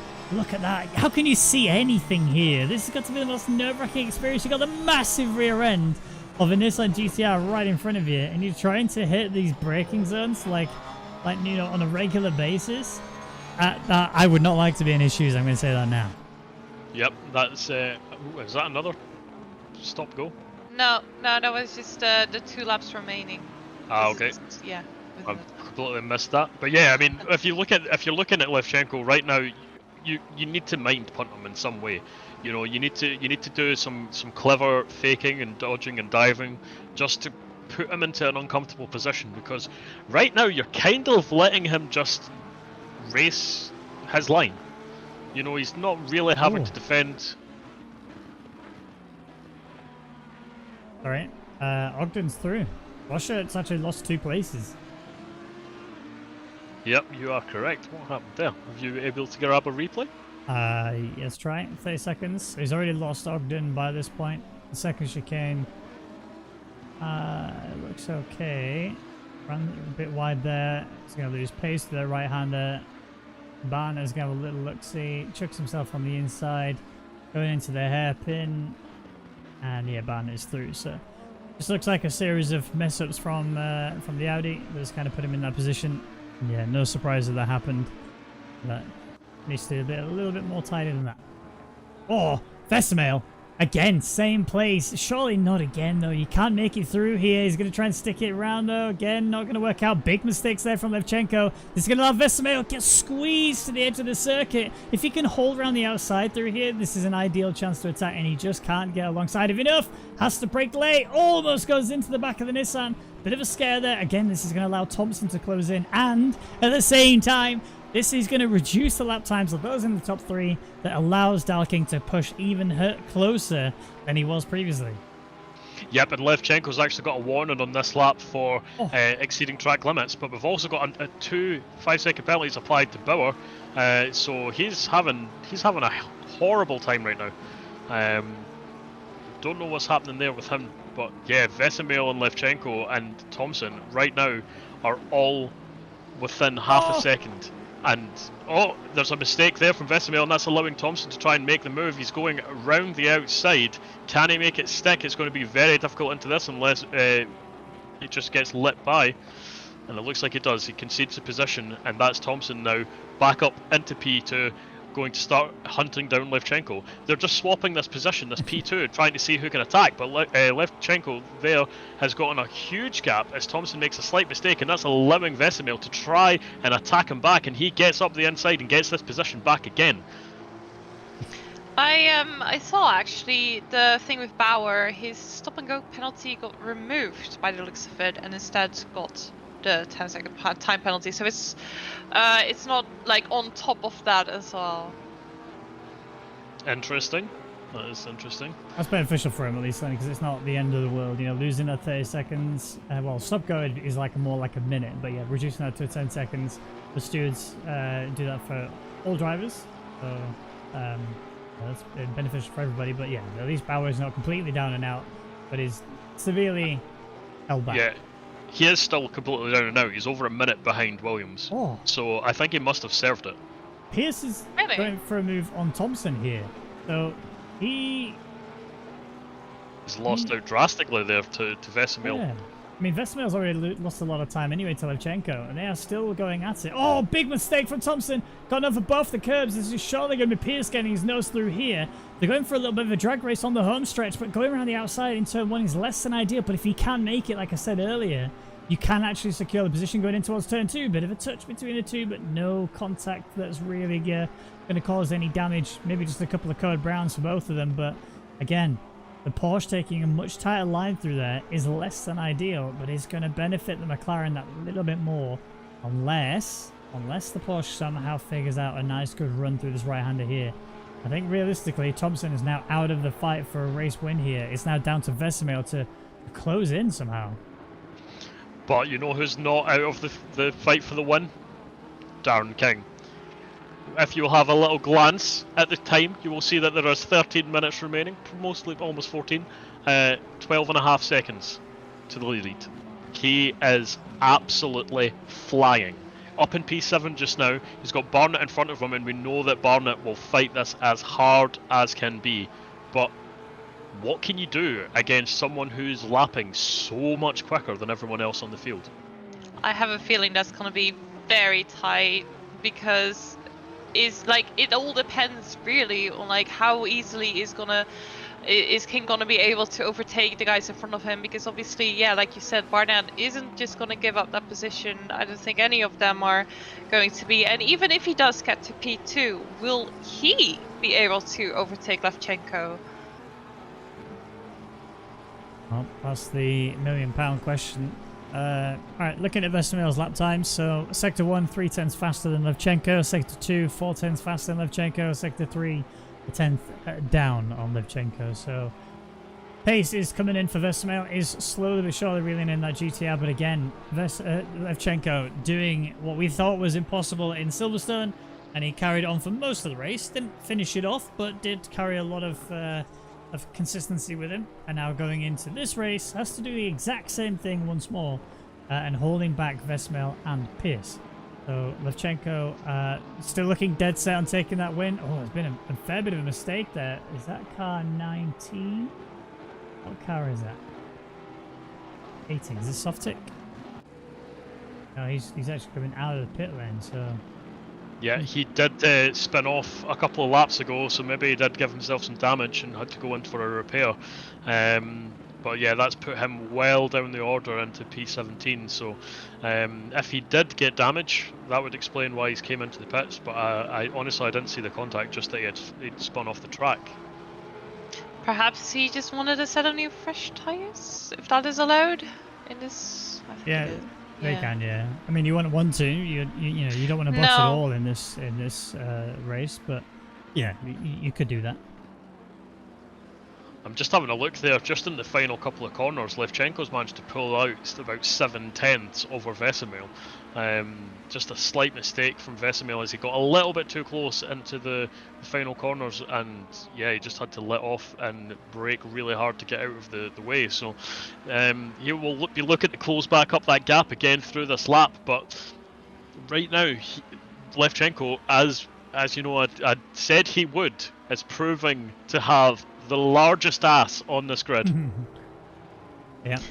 Bad news also for Softic, drive-through now, so not ideal. I've got a feeling Levchenko is going to get a drive-through. I believe he's on 2 warnings. I believe. I'm confident that Vesemil. Can I just say, if you compare his Silverstone race to this race, Vesemil is a completely different driver now. His back end was just killing him, every other lap in Silverstone. In this track, there are a few corners where it can still kill you. Look how close he is to the back of the GTR. Again, I want to show you. Look how scary this is. to be in Vesemel's position. You're literally stuck to the back of a GTR. The GTR with the biggest ass in the world. Trying to find a way around them. And you just can't even see your brake markers until you're almost at them. Like, literally. Oh, and this one's easy. You see the big sign? Alright, cool. And this way he's able to carry more speed through the corner than the GTR, and that allows him to close right on in. Same for this right-hander here. He only has to look for the huge lamppost on the right, but he's taking it so tight he's not carrying that momentum. And this is still not allowing him to fight. A mistake there from Levchenko might open the door here, but Levchenko slams that door heavily shut. Very firm, very fair, but yeah. Oh, Vesemel, tank slapper, has caught it, but now has squandered any chances of going for an overtake right there. And I want to have a look at Dalking, because look at this, on the back of Barnett. And like we said, he was lapping quick enough to be able to catch the leaders in time by the end of the race. But he has traffic, and unfortunately, these guys are quick. Yep, Barnett has made his car pretty wide. King's been here for about a lap now, just trying to find a way round. And so far, nothing's going. But it looks like Barnett is just so late on the brakes, and that's allowing him to catch right up to the back of Ogden.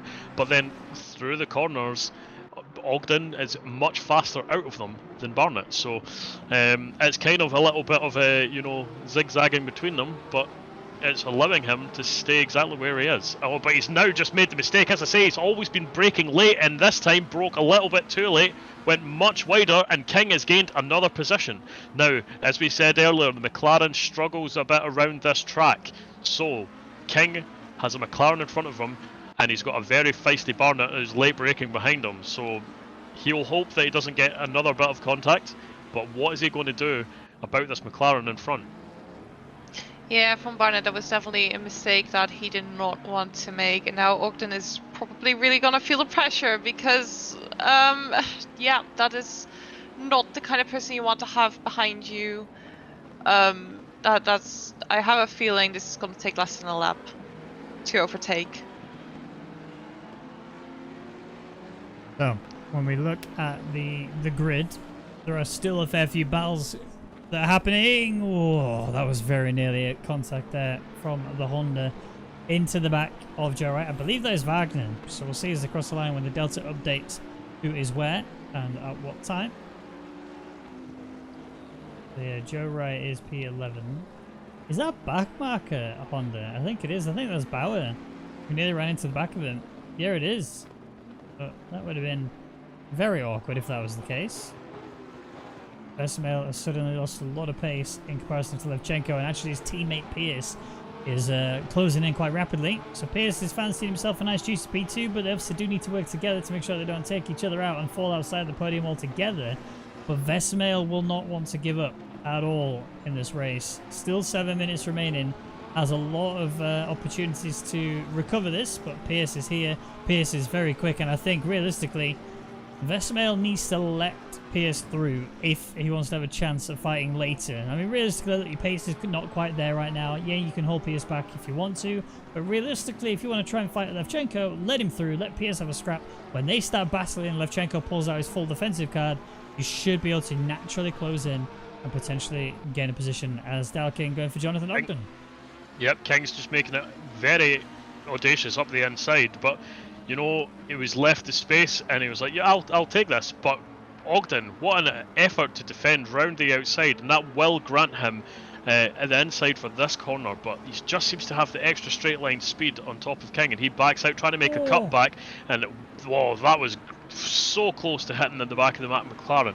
But King is just positioning his car so well right now, making Ogden very uncomfortable, and this is going to slow him down through the chicane, but there's just nowhere to go, there's just nowhere through for King, but you can see that he is so much faster than Ogden in front.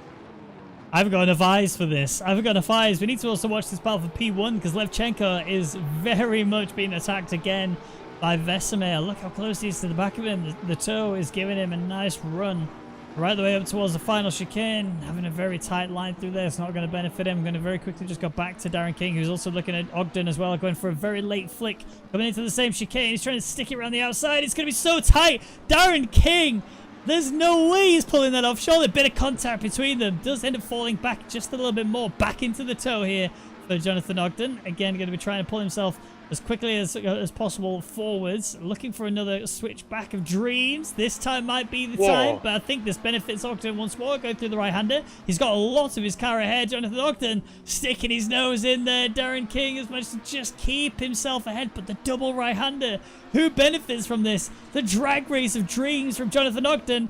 He's going to be ahead, is he? Yes? No? Yes? They're still wheel to wheel. Oh, this was perfect. Oh, this wow. was perfect. He done the exact thing that Ogden done to him in the previous lap. That was so clever.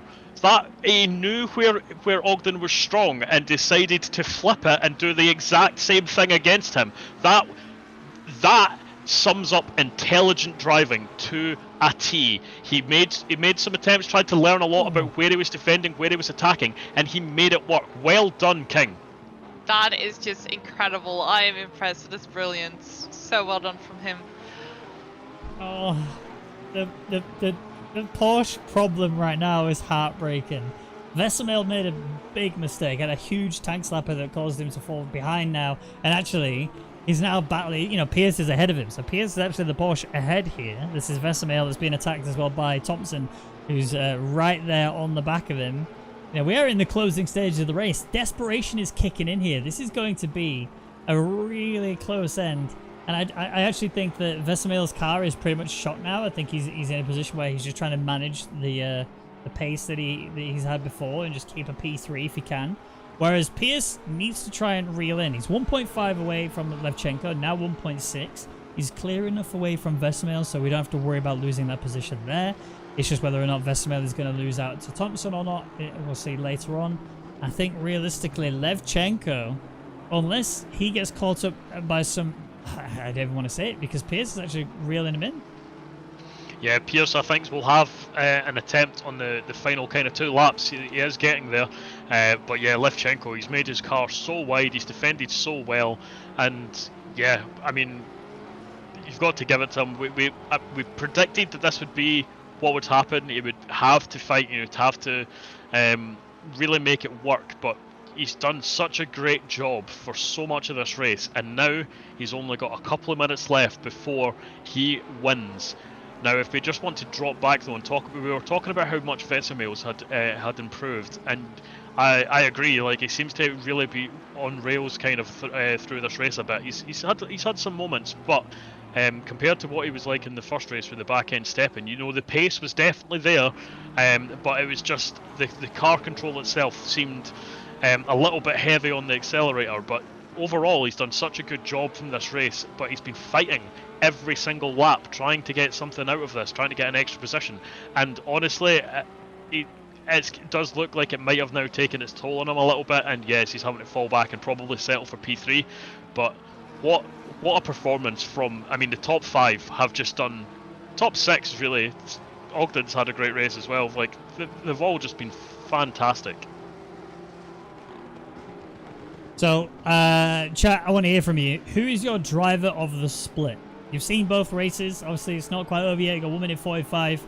I also want, before we go for any shout-outs of any names of anybody, I also want to point out, Ali Wood in the chat has informed us that Darren actually has 10 seconds worth of damage on his car. So not only is he slamming out these crazy lap times, he's and also battling in the way that he has been, he is rapidly handling his car with all that damage. So fair play to him.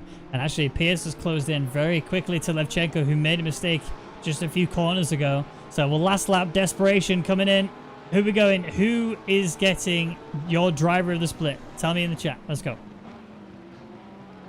I can tell you right now, the driver of this race for me is Levchenko. He's done such a good job. King's had, you know, had he not had the instant in lap 1, most likely would have been able to catch up and get past Levchenko. However, I don't want to take this away from Levchenko. The defensive drive that he's been on has been incredible, and realistically, I think it's a very well-deserved win if he can hold on to it. He's got 1 lap to go.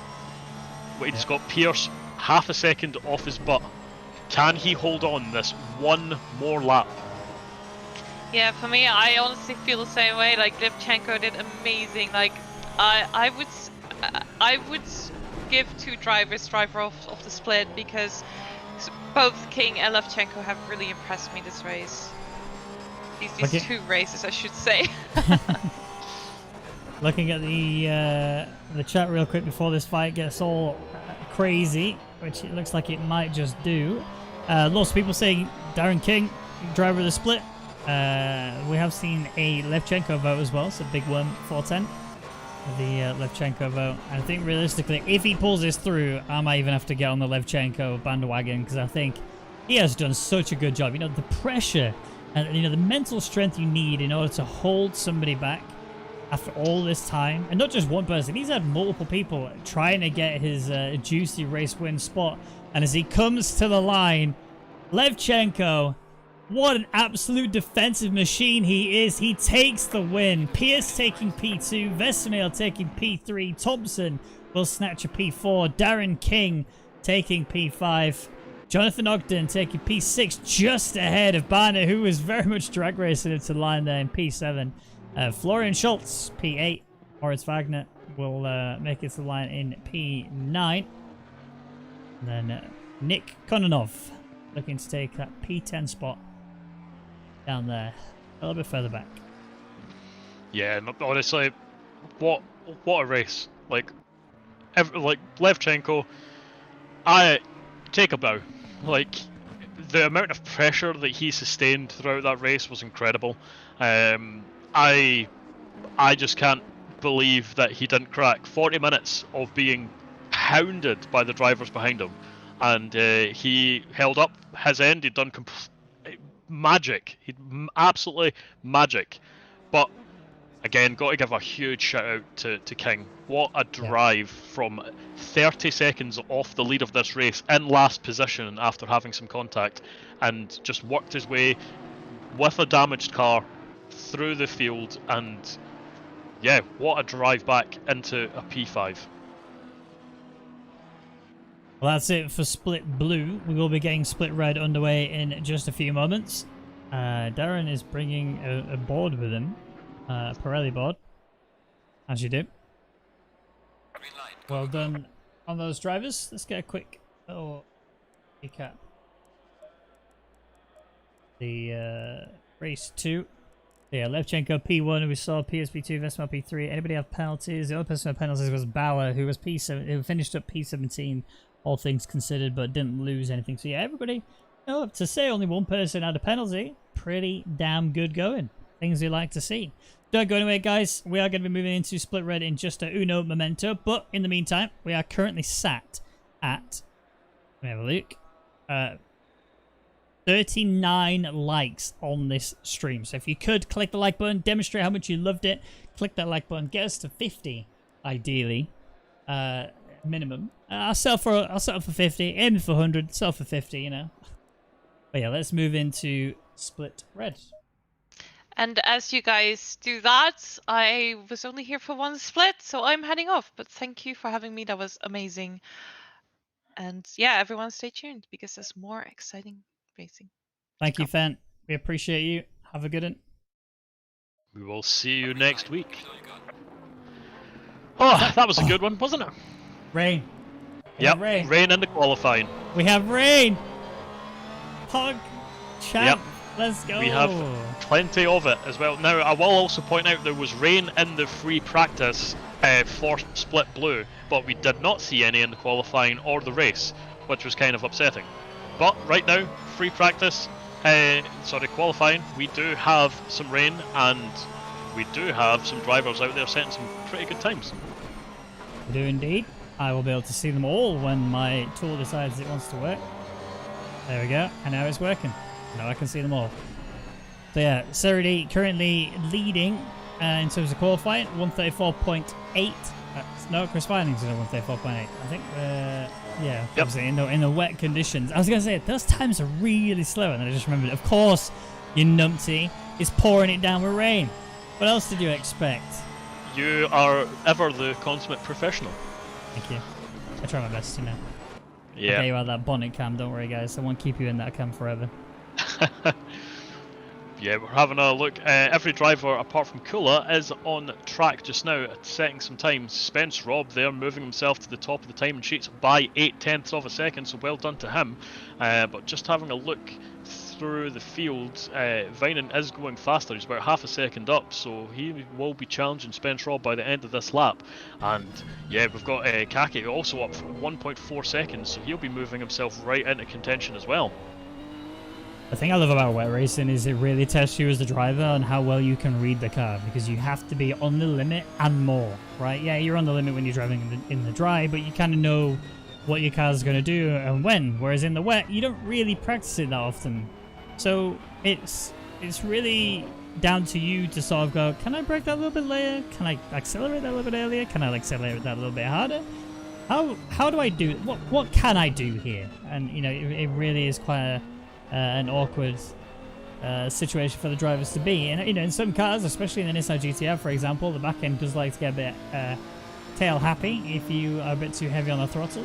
You know, some guys will counter that with their traction control and also just being that little bit smoother. But some people will just try and be a little bit more out there and keep the TC down nice and low and just control that right foot. I'm telling you now, I can't do that. I have the heaviest foot in the world. I'm turning that TC up to max. Yep, I can confirm he does have the heaviest foot in the world.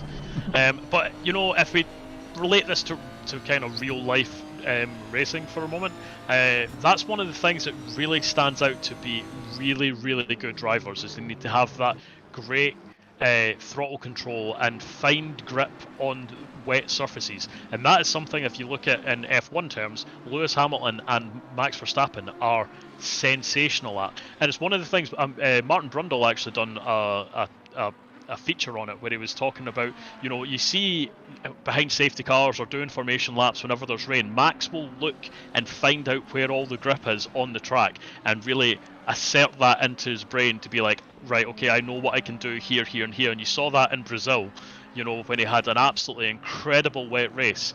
But one of the things that Martin mentioned was Lewis, on the other hand, seems to know exactly how much grip he'll have in a corner before he even gets there. And it's so interesting to see just that kind of natural feel versus how much Verstappen is learning lap upon lap upon lap, corner upon corner. And you can see it as definitely as Max, just every lap is so much faster than the lap previously. And that is something that you can do in wet racing. There's always time to find. Yeah, absolutely. I mean, realistically, it's one of those hard to teach. It's something that you have to already know. You know what I mean? You can't. It's very much a talent thing, is what I'm trying to get at. It's not something you can learn over time to how to, you know, the sort of techniques and tricks that you can do to sort of be better in the rain. But to have that natural feel of a car and properly go for it is where you see, like you say, the really talented, the naturally talented drivers shine through. And I think, right, Max Verstappen, in my opinion, I think he's the best wet weather driver I've ever seen, ever, truth be told. Yeah, I mean, you definitely, if you look back through the years, you've had lots of really, really talented drivers in the wet. You know, if you go back, Ayrton Senna was phenomenal in the wet. You saw him in Monaco, who lapped the entire field because it was raining. And that is something that is so... You feel it in the seat of your pants more than, you know, you gain knowledge, but because the track conditions are changing every lap due to more rain, like, you know, the pickup, the dry line forming, it's something you need to be so adaptable for. But let's bring it back to what is actually happening on the track just now. We see that Spence Rob in the pits just now with P1, and we've got Dello in P2 also in the pits, but some drivers are still out on track going a little bit faster. Rosendal's actually 6/10 up just now. He's not quite going to be challenging for that pole position, but he definitely has the speed to move himself up several places. And if we have a look, Mead as well is also still out there trying to make something work, but it looks like he's not gaining particularly too much. Definitely not the 4/10 he needs to move himself up into that P1 spot. Though there's no real drivers out there that could potentially take pole off, so it looks like Spence Rob will maintain pole position, so well done to him. But yeah, if we want to bring it back just to the wet drivers, we do, as you've seen in the chat, Wagner has actually mentioned Schumacher as well, and I would agree. Schumacher, while I wouldn't say he was quite the same class as Senna in the wet, he definitely was fantastic. And if you bring it back to, say, Jenson Button, you know, he's someone that Canada race in 2011 will forever be, I think, the best race I've ever seen. And it showed how adaptable you have to be in these kind of changing conditions. Yeah, absolutely. Well, it's dry. I mean, you know, it's not the... For the moment. It's green according to the track conditions, and looking at the timer on the left, it doesn't suggest that we're going to be seeing any rain anytime soon. So it is, at least not for the first 30 minutes, maybe towards the end. But yeah, a green track means it's going to be really uncomfortable. The conditions of the track are going to make it really slippy. So late sending, later on the brakes is not necessarily going to work out for you. You could find yourself buried in another car. But you know, these guys are good. I'm looking at Reese Spence Robb, who had a fantastic race, if you remember, in Silverstone. Didn't catch the second race. I don't know exactly how it panned out there. But then obviously got Matt Dello, P2, good friend of mine as well. Looking out to see what he can bring back. One thing I'll say about Matt Dello is he's a really, really good hot lapper, right? Chucks in some crazy lap times. But then when it comes down to that race, it's like the pressure of it gets onto him a little bit. He gets a bit flustered, makes a few mistakes, and that kind of holds him back from taking these podiums and race wins that I know he has in him to achieve it. James Mead, somebody who has been very, very quick in the past, actually achieving some really good results again. Over in Silverstone, and the Waka is now away. Let's have a quick chat with the chat. Mr. Farmer is here. Good morning for you, evening for us. Good evening. How you doing? Hope you're well. 69 likes on no go. Yes, I agree. Click that like button. Get us to 69 likes so we can go nice. Hey Moritz, GG on the race, dude. Well done.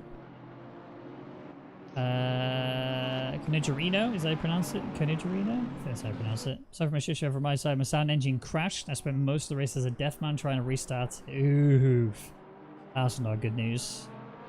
Bad Ducky, I saw earlier, has joined the Patreon. Thank you for that, mate. Appreciate that, Bad Ducky. That is very kind of you. I'm glad that you're here to show some support. Thank you, guys. You don't have to join the Patreons if you don't want to, but if you do, that would be massively appreciated from the OOR team.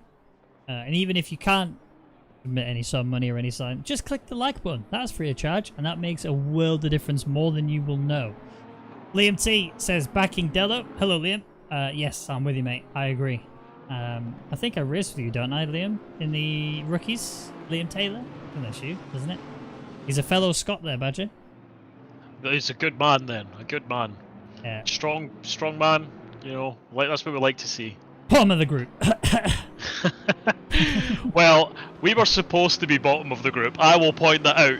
We were the lowest ranked team in the competition, not even just in the group. We were supposed to be put out, and you couldn't beat us. That's what I'm saying.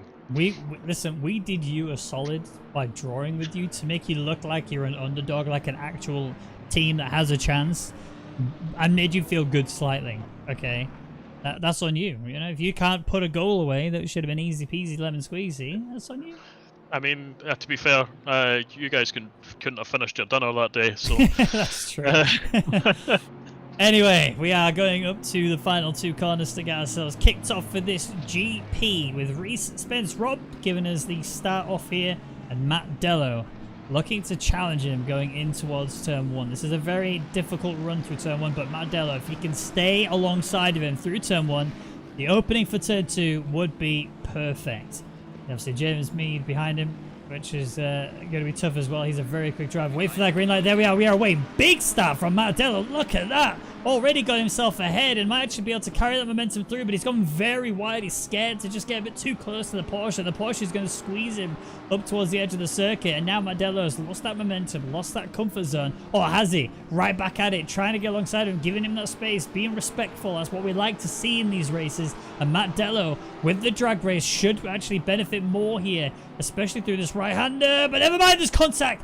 Spencer Robb is off into the gravel. Oh, he's caught it. Fantastic catch there from Spencer Robb, but he's dropped all the way down to P6, P7. He's even going to lose out to 2 more McLarens that come on riding through as well. It's sadness and misery for him, but he's going to get 1 back at least, and that is him up to P9, I think it is.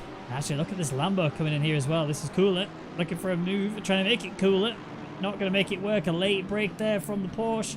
Does go a little bit awkward through that run, and McLaren, Lambo side by side. I think the McLaren's going to be one who favours off.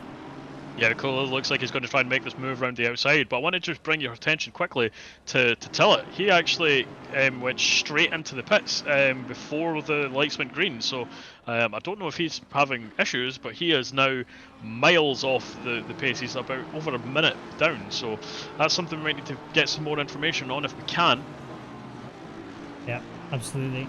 So here now, you saw Spencer Robb, who had a bit of contact with Matt Dello lap 1.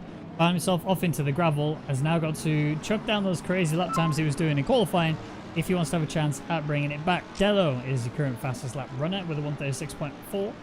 He is really taking it. And I think we now actually have the notification system working, it looks like, because that fastest lap wasn't coming up before.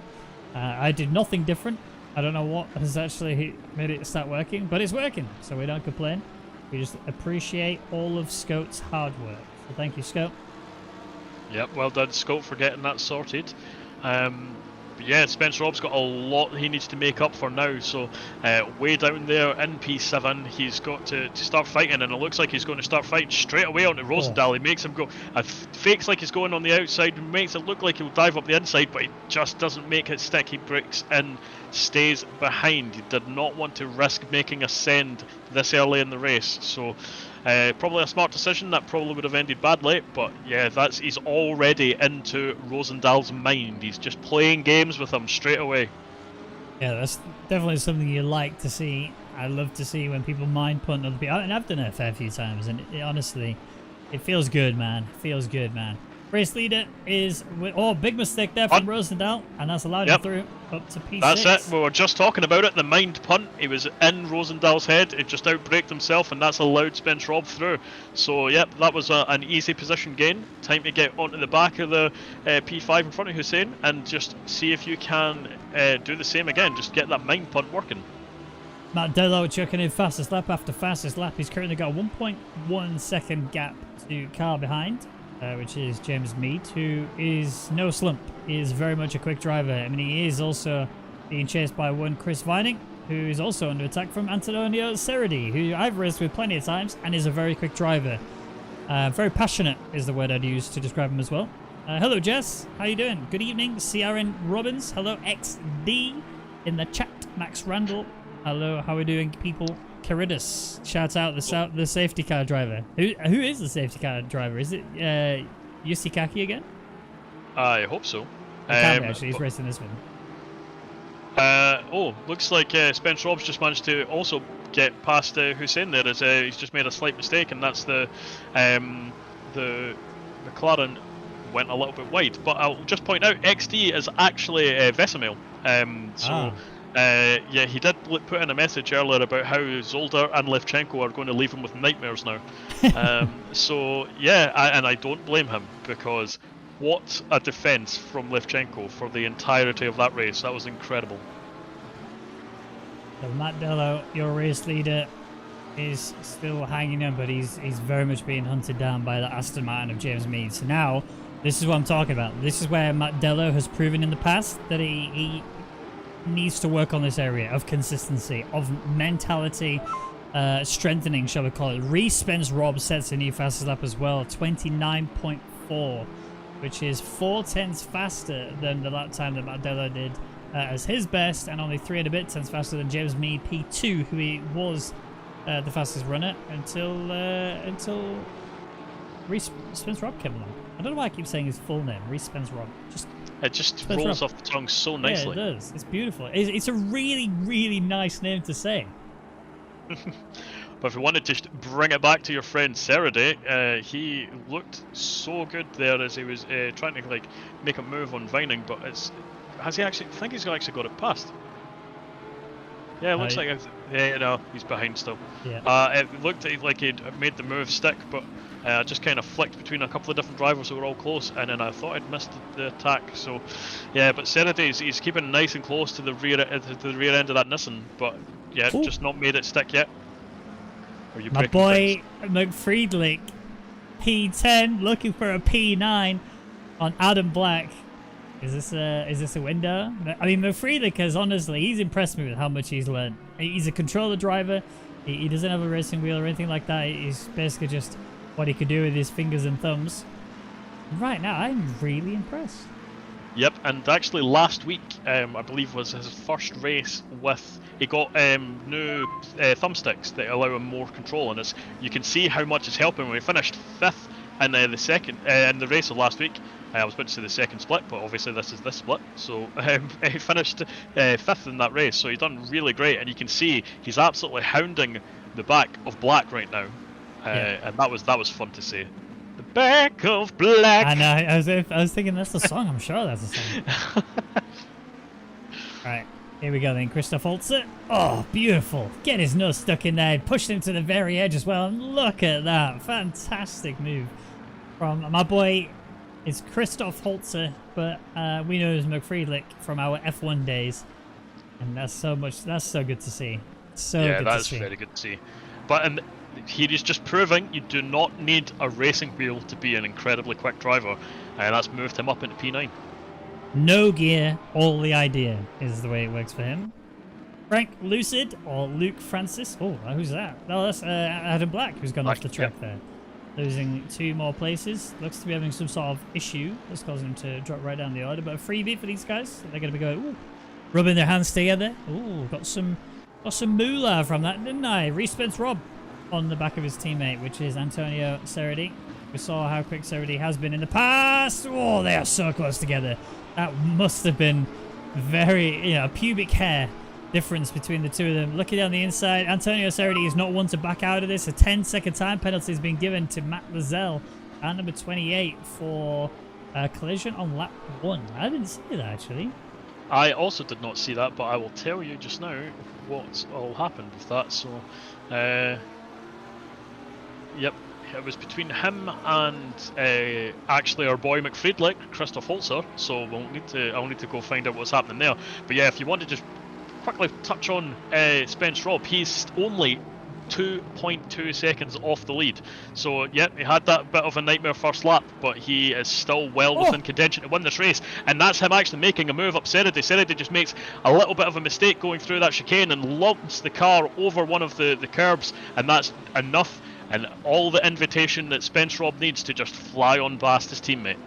Yeah, and he was getting held back, let's be honest. He was definitely not able to run flat out whilst he was sat behind Ceredi, and now he's been unleashed. So now watch the lap times. Watch him close in on this gap. I think this is when we see Spence Robb the best. I remember Silverstone where he was, he was having to fight his way back through the field, and he really made it work. He was absolutely on a rampage. If I remember correctly, he won race 2 in Silverstone. So, my memory is not the greatest, so I could be completely wrong, but I'm pretty sure that he did. Maybe he can make this race 1 win 1. Maybe even race 2 win 2. Who knows? Yeah, potentially. I'm just looking at the replay now to find out exactly what happened for that collision, and it looks like he just ran kind of quite hot into the final turn and sent a driver into the wall. So let me just... Are we referring to Matt Lozelle here? Yes, we are indeed, and I just wanted to double check. I mean, it says the collision was... It just says lap 1. Yeah. I was looking at the collision and it said it was car number 60 on my sheet, but unfortunately, that looks like it's wrong, because it definitely wasn't Christoph Holzer that he had contact with, so I'm not entirely sure. But yeah, he sent someone off in the final turn and basically sent them to the pits early, and nearly went right through the barrier. So yeah, that was a big collision that was caused. Okie dokie. Continuing on from where we were, Dello is still your race leader with a 1.1 second gap to James Mead behind, although James Mead looks to be absolutely flying right now. Closing in. Chris Vining has been on the back of the Aston for quite a while. And a Reese, Spence, Rob. Nicely closing in lap on lap. Was 4/10 faster than the next... Oh, no, sorry. 2/10 faster than the next fastest lap, which was now Matt Dello, who's done a 29.3. Oh, never mind. Look at that lap time. That's a full second faster than the next closest lap time, which is a 29.3, like I say, from Matt Dello. He is absolutely... Wait, Matt's in the pits. What? What's just happened to you? Interesting. We will need to find out what's going on with that. But yeah, I just want to bring your attention back to the penalty for a second. I basically made a complete mess up. I thought that was the collision, but it was actually basically the collision all started from a rejoin, and it was Lizelle that went into the pit wall after basically joined right in front of Christoph Holzer, and because of that, caused basically an avoidable collision, and yeah, that's why he's been given this penalty. He rejoined unsafely. Oh no! There's no way. There's no way. Please tell me this wasn't fuel. Did he not make this exact mistake in Silverstone? I think he did. And he also gets a 5-second penalty for causing a collision on lap 1. So that contact that he had with Spence Rob has been deemed Matt Dello's fault. Oh, yep. No. If someone can confirm for me in the chat if Dello I'm sure he made this mistake in Silverstone. So yes, that needs to be checked. But what this does do is put Spence Rob right back up into a podium position, and right now we've got Mead, Vining and Spence Rob all fighting out for P1. It looked like Vining was trying to make the move on Mead, but he just couldn't make it stick. But now that's allowing Spence Rob to try and make the move.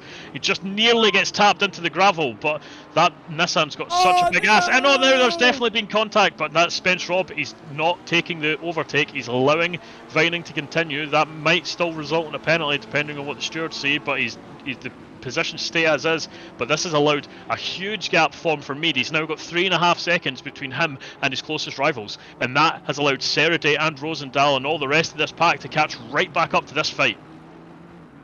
Heartbreak in so many areas, but a massive break for James Mead, who now has a 3.3 second gap to, or 4.2 actually. Never mind, that is very swift updating itself. It's about 2 seconds apparently. Oh, and a drive-through. Track limits drive-through for Mead. So now he has to serve a penalty, and that puts Vining into P1. What is happening? How is this happening? We've lost two race leaders cursed in this race. We've had Dello, who didn't have enough fuel to get himself through the race. As soon as James Mead takes the lead, he gets about a lap later, he gets a drive-through for corner cutting. Vining's had contact with Spence Rob. This is honestly... Anybody could win this race at this point. And literally anybody. James Mead is... Vining also has a warning this lap. James Mead has had a boo-boo as well. Oh my god. Terrible pit entry. Oh, he avoided the roller, but my word, that's really bad. Yeah, at least they probably won't be caught speeding coming into the pits this time. But, that's true. That is look at that. Heartbreak. I don't think it's come up on your screen yet, but Reese Spence has just been given a 5-second penalty for that collision that we just saw. Was with him and Vining.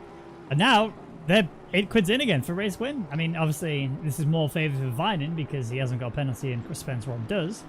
Yeah, but... do you see that? How high did Spence Rob's car go there? Yeah, that was attacking that curb so much right there. So what Spence Rob really needs to do right now is effectively get the overtake done, back up Vining into Seraday, and then try and disappear into the distance while they start fighting. But that's going to be such a hard ask. Only 5 minutes left of this race. But my lord, so much just happened in the last 2 minutes. What is going on? I know, and it's still going on. You've got race leaders still fighting for position again.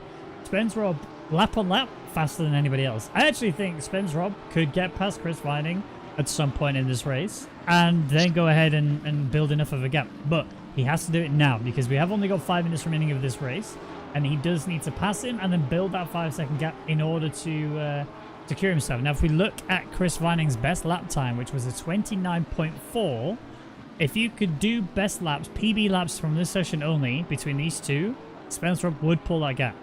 but he has to already be ahead of him by now, and that's the problem. He isn't currently. He needs to really find a way through, but he might actually go for the send here. He's got the cutback of Dreams. Pulled out of the toe, though, which is not the ideal run through here.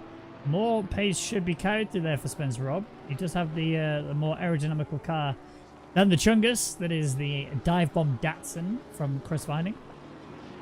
What I will point out, though, is Spence Rob got another warning last lap for track limits, and that, oof, he attempted to take that curb the same way as he'd done it the lap before, and it nearly sent him right into the wall, so he's now lost a huge gap to Vining. This is not looking good if you want a podium for Spence Rob.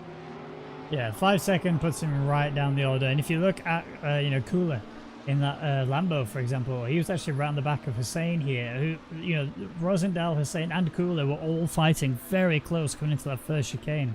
It's Rosendal who gets away with it more than the others, but they're still close enough to each other to actually really punch each other around a little bit and maybe take some positions. However, this is kind of good news for Spence Rob, because if these guys keep fighting, that gap will extend, and maybe he can break it closer and closer to the 5 second margin that he needs in order to protect himself from losing out. As Rosendal makes a huge mistake, and that allows Hussein right through him. Might even allow his teammate through as well of Cooler. Cooler has looked for the inside. Rosendal goes to cover it off and comes right back over again to protect the middle of the track. Well, that's fair. You're allowed one defensive move and then a return to racing line. A little bit of a tap between the two of them. Does send his teammate off to the edge of the circuit, but still within the track limits. So no problems there, but they are very close together. Cooler going for a very tight line down the inside. Didn't benefit there. And Rosendal, I think Rosendal is the, yeah, he's staying ahead here, and Cooler will stay P6, unfortunately for him. Yeah, he's so... Oh, I don't think he's heard that memo. He's going for it. Looked like he was going to try and make the move up the inside, but Rosendal was having none of that. He blocked that off perfectly, but he's just launched himself over both of those curbs, and that's just allowing Cooler to try and make another move. Here he's going just on the outside of this corner, but that grants you the inside into this chicane, but it's going to be so difficult, and yeah, he has to back out. He would have been absolutely crunched on his front there if he had tried to stick that in. But yeah, these two are just slowing each other down, and there's Kula going well wide off the track. That was nearly into the tyre barrier there. He is so lucky to still be running this race and still behind his teammate. So yeah, big mistake from Kula, nearly very costly one. Spence Rob needs to buy himself a lottery ticket because he has just been rescued from losing 2 more places. Rosendal and Kula have been fighting so hard, they put themselves outside of that 5 second range from Spence Rob. So Spence Rob will fall, yep, there's no doubt about that, but he'll only fall to P4, so it's not the end of the world, and actually will help him a little bit coming into race 2. So keep an eye out for these guys as we go through into turn 1. I expect these Lambos will continue to scrap. Both of them lose the back end, but it looks like Rosendal lost it more. Still carrying momentum through. Kula looking to get the cutback of Dreams. This can actually benefit him, and it looks like he might. He's going to have a look for the inside through here. This is hard to keep it going if you're going into this next right-hander. You want to carry momentum, and it looks like Rosendal's going to do exactly that. Kula's trying to try and stick himself along the inside, and which will soon be the outside. Coming up for this chicane just ahead. And again, we saw Rosendal do this last time, and he lost so much by cutting both the corners. Is he going to do the same here? There's 1, there's 2, and he looks very uncomfortable through there. Kula might be able to go for an inside. The gap is open. This is ideal. If he could just stick his nose in by the time they get to the chicane, I think he has. Rosendal might have to surrender this. He does. Kula is ahead, but very awkward run through there. Yep, and he still keeps it up. He still keeps it. Yeah, that could have ended really badly for him if it was just another, half a metre deeper. That he would have had to hand the position back for running off the track. So yeah, that was just within what was probably okay bounds to allow him to maintain that position. But yeah, that's a position swap there for the Lambos, and Kula is now up to P5, but they are now so far off this battle in front. They were in contention for a podium, and now they are well off it. We're only 16 likes away from that perfect magic number of 69. Nice. So make sure you give that thumbs up to the stream, please. I would appreciate it, and I know that the rest of the OOR guys would definitely appreciate it as well.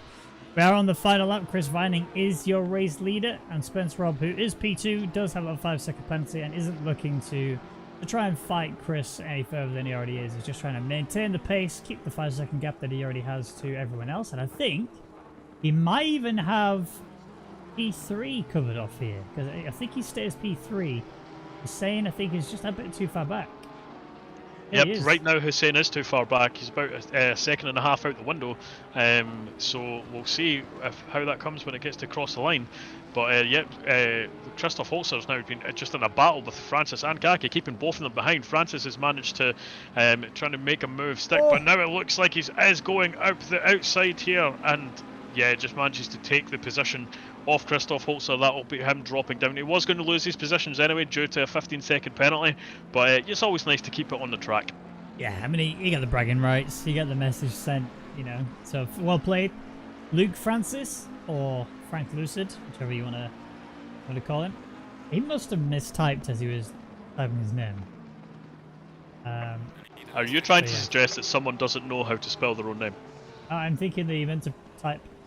Because it's like he took half and half of his first and last name and like mixed it together. But then mistyped it instead of putting the S and put a D and went, that works! I will take it. But anyway, at the end of that race, Chris Vining, of course, takes the win. Spence Robb takes P2. Although he will lose out to Serity if he will move up there. But he still stays P3, so well done, Spence Robb. Hussein taking P4, Cooler taking P5. Rosendahl looks to have not made it to the line. Yep, he's in in the the pits now. No, he has. I think it just got to the line and then put it into the pits, so probably running very low on fuel. Not as low as Matt Diller. Yeah. Did anyone in chat confirm that if he had made the same mistake in Silverstone? Oh, I am 95% sure it was Dello who made that mistake in Silverstone. Matt Dello, if you are still watching the stream, please confirm, did you balls it up in Silverstone like you did here in this track? Please confirm. Thank you. I mean, you could have said it in a less hurtful way. Sorry. Did you accidentally not put enough fuel in Silverstone as well? By accident. Oopsie. But yeah, what a race. That... Yeah.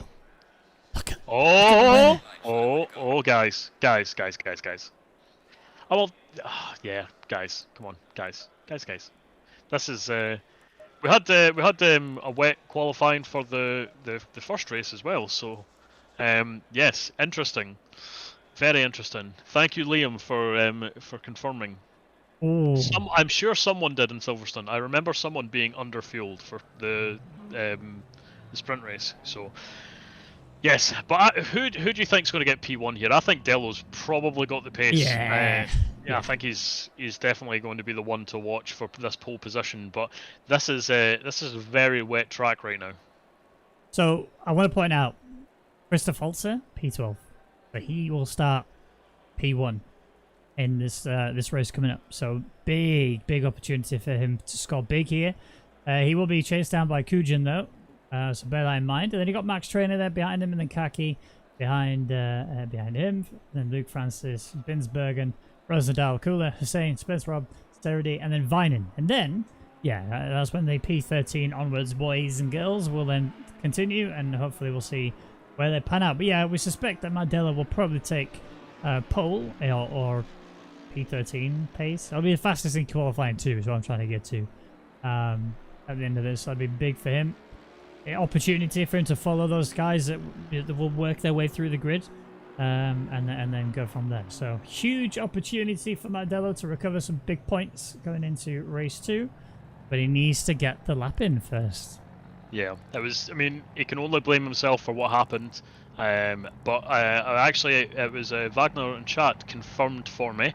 McFriedlich was actually the one who underfueled in Silverstone, and it was on the final lap he lost it all, unfortunately. But yeah, right now, Dello out there first, trying to just get the sense of what the track's like and get the tires to where he wants them and gets the grip and get going and see. I mean, he must know that he's after the lap race. He's got the pace. He just needs to actually pay attention to what he's doing. Yeah. I mean, he's not alone. There was a driver in one of the Asia Pacific regions who also made the same mistake. To be honest, his entire split was just quite brutal. Had a really rough time. But yeah, hopefully, I actually told him get a post-it note, stick down a little checklist of what you need to do per race, and just make sure that you follow that checklist before you get in the car and click the drive button. So Matt Dello, maybe you could do the same thing. But he is currently out there looking to set a proper lap time. And actually, something to note here, the rain will only be getting worse. So ideally, you want to get the lap times in as quick as you possibly can before the track becomes uncontrollably wet. Right now, it is just wet. It has a chance to go to flooded, which would be less than ideal, because that's basically qualifying over.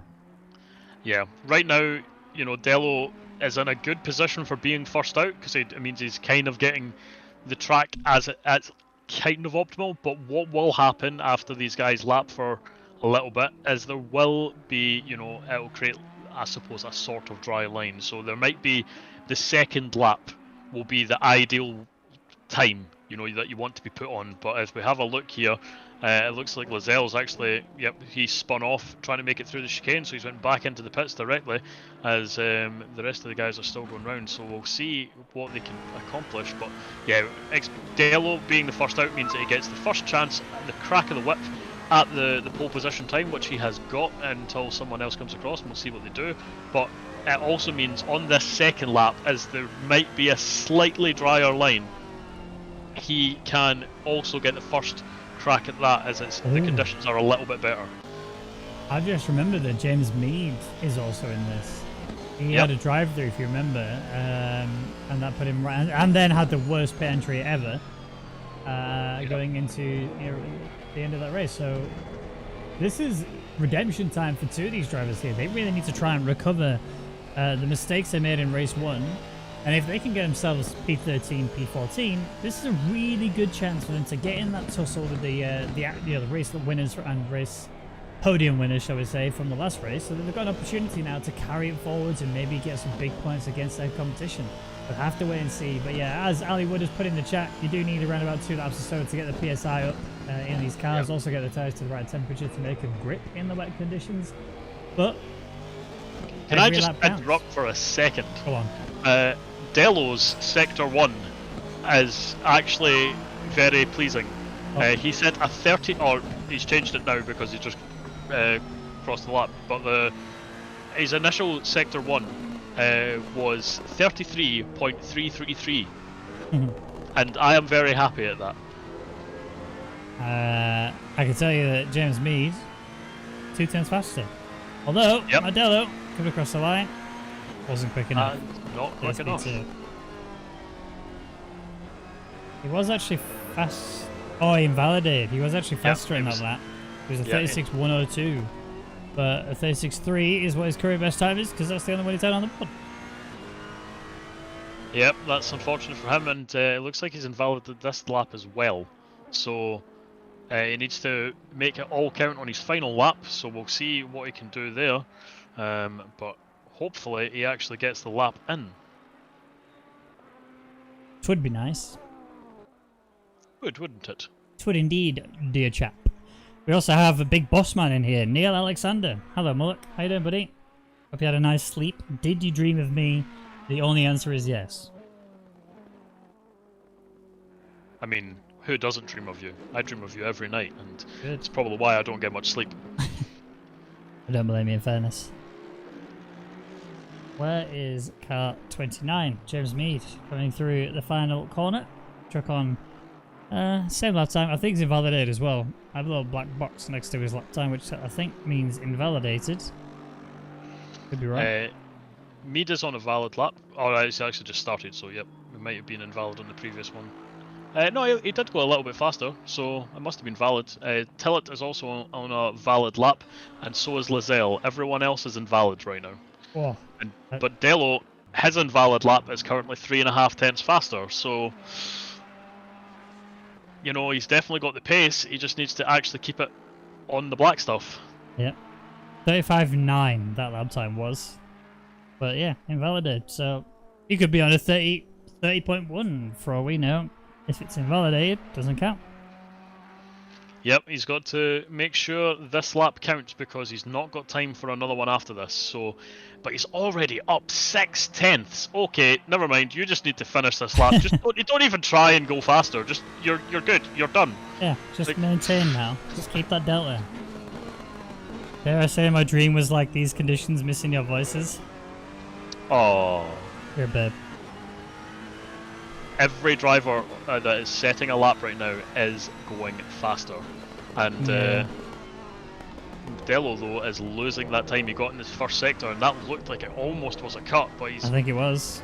No, he's still valid. He's still valid, so he can set this time, and he is 6/10ths up. But Ooh, Mead is currently half a second up.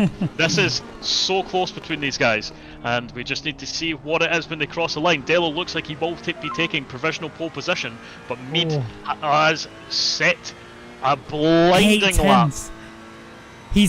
He will be on pole if he takes this. If he puts this, in, this is him Nearly by a second. 2/10. Nearly a second up now. He's Has he got it? is so close. He's got it. He's got it. He's got pole position. Surely. Boom! And There it is. Look at that. Big lap time. 35.4. Matt Dello. Redemption time is upon you, mate. This is your chance to show everybody that you don't fuck about. This is your chance for a race win here. I believe. I believe. Now do your checklist. Make sure your fuel and these tires are set correctly. And you don't balls up this time. This is all you. Yep, send him that post-it note.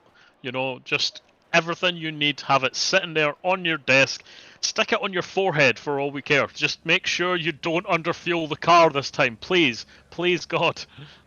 And this is really, really good indication of what's to come. Because if you look again, top right hand side of your screen, you can see the little metric there that tells us what the weather is going to look like coming into it. You can see it's only going to get worse. Is that a minus or a plus? It is a minus. Gonna get better. All right. Scratch that. It's gonna get way better. Everybody's gonna be happy.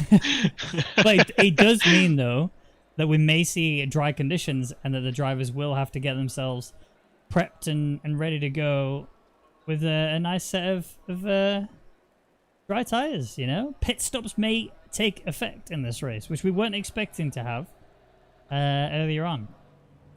Yeah, this is definitely thrown a spanner into the works. So I'll be definitely keeping an eye on it. This is exactly what we were talking about before, though, with like the likes of Jensen Button, who is so good in the mixed conditions, and you know, getting the car out and into the right condition and the right window on the right tires. So yeah, this is very exciting, and I have no idea who's going to win this race. And Freelick, do not balls this up for me, mate. You better not balls this straight line up. I'm watching you. We need to get everyone nice and straight onto line. this waka. Straight line. Oh, come on. No. Who is that? Please. Kurjan. Not again. What? Kurjan. What the what is this? Unbelievable. I mean, the others are trying, at least. Unbelievable. Kurjan, we're giving you a 30-second stop-go penalty. This is unbelievable. Just do that. I mean, that's a bit crooked. Oh my. That's Spencer and Serenity. What's happening here? Come on, guys. Get back in your positions. I don't think they can reverse. I don't think they can reverse. Because you get DQ, yeah. I think. That was that was probably the worst effort we have ever seen. Yeah, I'm pretty sure that has to be one of the worst. And the thing is, the worst part about it is I'm pretty sure that was accidental. I'm almost certain that wasn't intentional at all. But you know what? We'll forgive him. I don't think I will. I will hold this against him. And I want my little cup thing. Subbeholders, they call them. That's the one. Those down south, down other side of the world. Up, excuse me. And you think the Scottish are unpronounceable? What? The other side of the world? I wasn't trying to do an Aussie accent. I can't do accents to save my life. I can do a Yorkshire accent. I mean, it doesn't really count. I just noticed how short this track really is. Like when you look at it, it's really long. not that long, is it? No, it's quite petit. A nice little bit of scenery there, with some wind moves, There's also where are the Haven't satellite sounded a dishes? word with the windmills. The solar dishes, yeah. That. I use these as my breaking point going into this. Just take that last one as your breaking point as soon as you come to the corner. Boop. Maybe not in the wet. It might not work in the wet. Yep, it might not work in the wet, but you know, that's why you're not racing and these guys are. They'll know exactly where they're supposed to brake. Is this stream in English? I'm not sure. Yeah, me neither. I have no idea, honestly. We're just winging it, you know? I mean, that's a bit insensitive, saying to a duck that you're just winging it. Come on. That's true. My bad. I apologize. I do want to... Forgive my colleague. Alright, here we are then. Oh! Who's What's this? he doing? This, Anyway. yeah. We're gonna ignore that. Rosenthal's doing the exact same thing as Tillett done last race. But Right. something's... It's gonna be a late green flag, we know that for sure. How are we gonna look going into this? Let's turn the camera speed down. There we go. We are away. Lots of cars capitalizing. There's a Ferrari at the back there that's really gained a lot of momentum through this. Oh, mistake! Big crash! Audi's been rotating massively. That is falling right down the order. That is Kuchen. Big contact. I would not be surprised if a safety car gets called here. It looks like it has. I think it has. They're getting themselves ready, but McFreely, Christoph Holzer, holding it together. Is that safety car on the way out? Safety car is on the way out, yep. So, I don't know if it is. It's driving to the end of the pit still, so we'll see. Is it going to I think continue? they're still. No, it's stopped. Going. It's stopping. So yeah, they're still going. It is continuing as is. But yeah, we just have a look here at the Ferraris here going side by side. Oh, that was a good move there by I think it was Francis, was it, on trainer? Let's watch it again because I was messing about with the camera there. But yeah, there is car 22 off the track, coming through and getting overtaken. You can see they are now ahead. Nice, Luke Francis up to P2. A really good run from him. Max Trainer, 72, not 22. There you go. Max Trainer, P3 now. Actually making mistakes here. The same might be able to capitalize on this as well. We'll see whether or not he regains control of his car, because currently Max Trainer is not enjoying that Ferrari on this track condition. Nope, not at all. And Hussein's all over the back of them. But Francis is now, as he said, made that move. He's in clear air. He's going to get back up to Christoph Holzer, he hopes. But what a gap that Holzer has managed to get already, and he's leading a race. I am so happy. He's got a 2-second window just to try and focus himself and get going, get comfortable. And to be honest, he said to me earlier, I think on Tuesday or Monday, he is not really feeling too confident on this track. But in the wet, he has suddenly came alive. Yep. Max Verstappen in the making right here. This is great to see. Hussein still on the back of Trainer here, and actually Hussein with his current setup and in these conditions should actually be much better in the wet than the Ferrari, considering whether or not he can actually keep his car pointing in the right direction. You've also got Spence Robb on the back of Cooler. I've been look to try and snatch any opportunity should one arise. We know that he is not one to shy away from snatching an opportunity. As soon as we saw when he was fighting Serdi actually last race, there was a slight mistake made from Serdi. Boom. Spence Robb pounced, took the position quite nicely, and immediately going for it. Couldn't quite capitalize on that one though. Big mistake from Cooler. Look how much time he's losing due to Cooler's mistake. This is just disaster for him. Yep, Cooler made a big mistake and slammed heavily on the brakes, and it was honestly kind of luck that Spence Robb didn't ram right into the back of him. It was very good reactions to hitting those brakes, but in these conditions it would be so easy to have slid into him. But there, another mistake from Cooler, and that's allowed Spence Robb all the gap he needed to move himself up into P6, and he's going to try and get that gap down to Kaki. Yep, just seen that replay of the overtake. Nice and simple. Yeah, very slight mistake, and Christoph Holzer setting new fastest laps each lap. This is what we want to see. Is there anybody else out there that can match his pace? Let's have a look. Best lap from him, 37.8. Next closest, 38.0. So he's 2/10 faster than the next closest. And then after that, we're talking 39s. There's no one else in the 38s, no one in the 37s.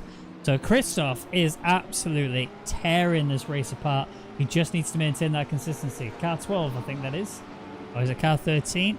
Down near the back seat. Let's have a quick look. Yep. car 13, which is Oh. Adam Black. He's had an Oh incident. no! Yes, he lost the rear end going through turn 1. I had a contact there with an Aston Martin as well, which is James Mead. Unfortunately, collected him, and yep, they both take severe damage. May have to take a trip back to the pit lane. Mead there getting caught up in some more incidents, but yeah, Christoph Holzer. Oh, I'm so impressed at how well he's doing. Francis behind him is actually catching slightly on this lap. However, he has given himself a track warning to do so. So I don't know exactly where he made the mistake, but he clearly took something a little bit too much. But so far, Christoph Holzer's been incredibly clean, no warnings, and as you say, setting fastest laps. So good on him. Max Trainer makes a big mistake, and that allows all 3 of the cars behind him to just cruise on through, and he will fall down to, I believe, P6 now, P5 at least. Watching, mistake there. That's already trying to get on Binsbergen. Didn't work out for him. There's Christoph Holzer's new fastest lap. Has Francis set a new PB as well? Well, it's his PB, but it's not a PB. My word. Yes, a 37.0. Yep, he is a second and a half faster than Francis right now. So Francis clearly, after I'd said that he was catching up due to the whatever slight mistake he'd made, he's actually caused himself more problems. But Seredy tries to make it round up the inside of Binsbergen. But yeah, it was nearly cut off as Binsbergen tried to come across back onto the apex. But yep, that's a position gain for Seredy. He's now moved up into P7. Yep, and now Spence Rob, his teammate, is also looking to try and take a Bentley. That is Kaki. He's also trying to look for Hussein here. Going into that chicane is a very difficult place to make an overtake work on the entry, but if you get the exit just right, you can actually get an overtake done through this long sweepy left-hander further ahead. So Kaki, who will have the better acceleration than the McLaren. Oh, mistakes made from Hussein. He's having to take the gravel there to keep himself alive, and that's Kaki through. Will Spence Rob get through as well? He's there. He's sticking his nose in. The McLaren will have to give the space, and yet there he is. Spence Rob up to P4, but it was definitely not the easiest move he could have pulled. His back end was weaving, but he has successfully got that position, and now he needs to set his eyes firmly on Kaki. Yep, and this is what we were saying about Spence Rob. He only needs one invitation. He will take it and he will embarrass you. Round the inside, round the outside, doesn't matter. Any door that's left open, he's going through it. Yeah. How is he going faster? Christoph Holzer, 37.014. I mean, it's only slightly faster than what he did previously, but he's still hitting these lap times over and over again. But a big Francis. That is a huge stamp. That, from being a second and a half off the pace last lap to suddenly being 4/10 quicker than the leader, that's a huge lap.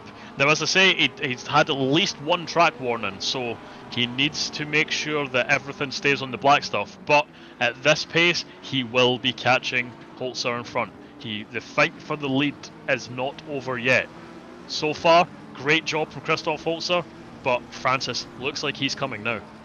Well, the fastest lap actually has gone to Matt Dello, who's actually currently scrapping with Kula, who we saw earlier was fighting with Spence Rob. A bit of a mistake made by Kula allowed him through. Now Matt Dello, who's down in P11, hasn't been able to carry on the pace that his fellow competitors were, who were the podium sitters in the last race. But you know what? Don't take anything away from him. He's only 2 places away from race winner of last race. So he definitely has the pace to fight with the big boys, and you've seen that from his fastest lap time he's got currently. But, you know, Christoph Holzer is faster than his previous, or was faster than his previous, he's now matching it. Jussi Kaki is doing it at 6/10 better, so 37.0, so he's going to be matching race lead pace, and 9/10 faster. Oh, yeah, he's through. Yep, Delo's made it. There was a slight mistake again from Kula. He seems to be struggling with that corner, and basically Delo made the exact same move as pretty much everyone else that came before him. But that back end step out there from Delo, coming out the final corner, that's going to allow Kula another look potentially if he can just get the momentum. But it'd be very dangerous to try and make a move up the inside in these conditions, and he decides better of it and backs out. Max Trainer has a 15-second penalty for causing a collision on lap 1. I believe that was a contact that he had with the Audi. I think wasn't Kujin, was it? It was car number 66, which Kujin, is Kujin. Yep. So, yep, that was pretty much immediately. James Mead. That's a stamp. Guys, don't forget about me. I'm here to chuck in these crazy lap times. A 35.8. A really, really quick lap time from him. Antonio Ceredi did 36.3. What was Matt Dello's fastest? He did 37. Sorry, 36.3. 36.3s. Yeah, I'm seeing a lot of 36s from everybody up ahead. I mean, yeah. Walter as well. It's 36.8. Oh, there's been issues. It looks like contact potentially. That's who's this been involved? Hussein. Hussein is like in the gravel trap. I think there was contact. Let me just bring this up and see. So there's a Porsche going for a cent. Oh yeah, 110, which is Antonio Ceredi. Just went for a bit of a dive into that second chicane, flipped the back end of the McLaren. Yeah, sent him round.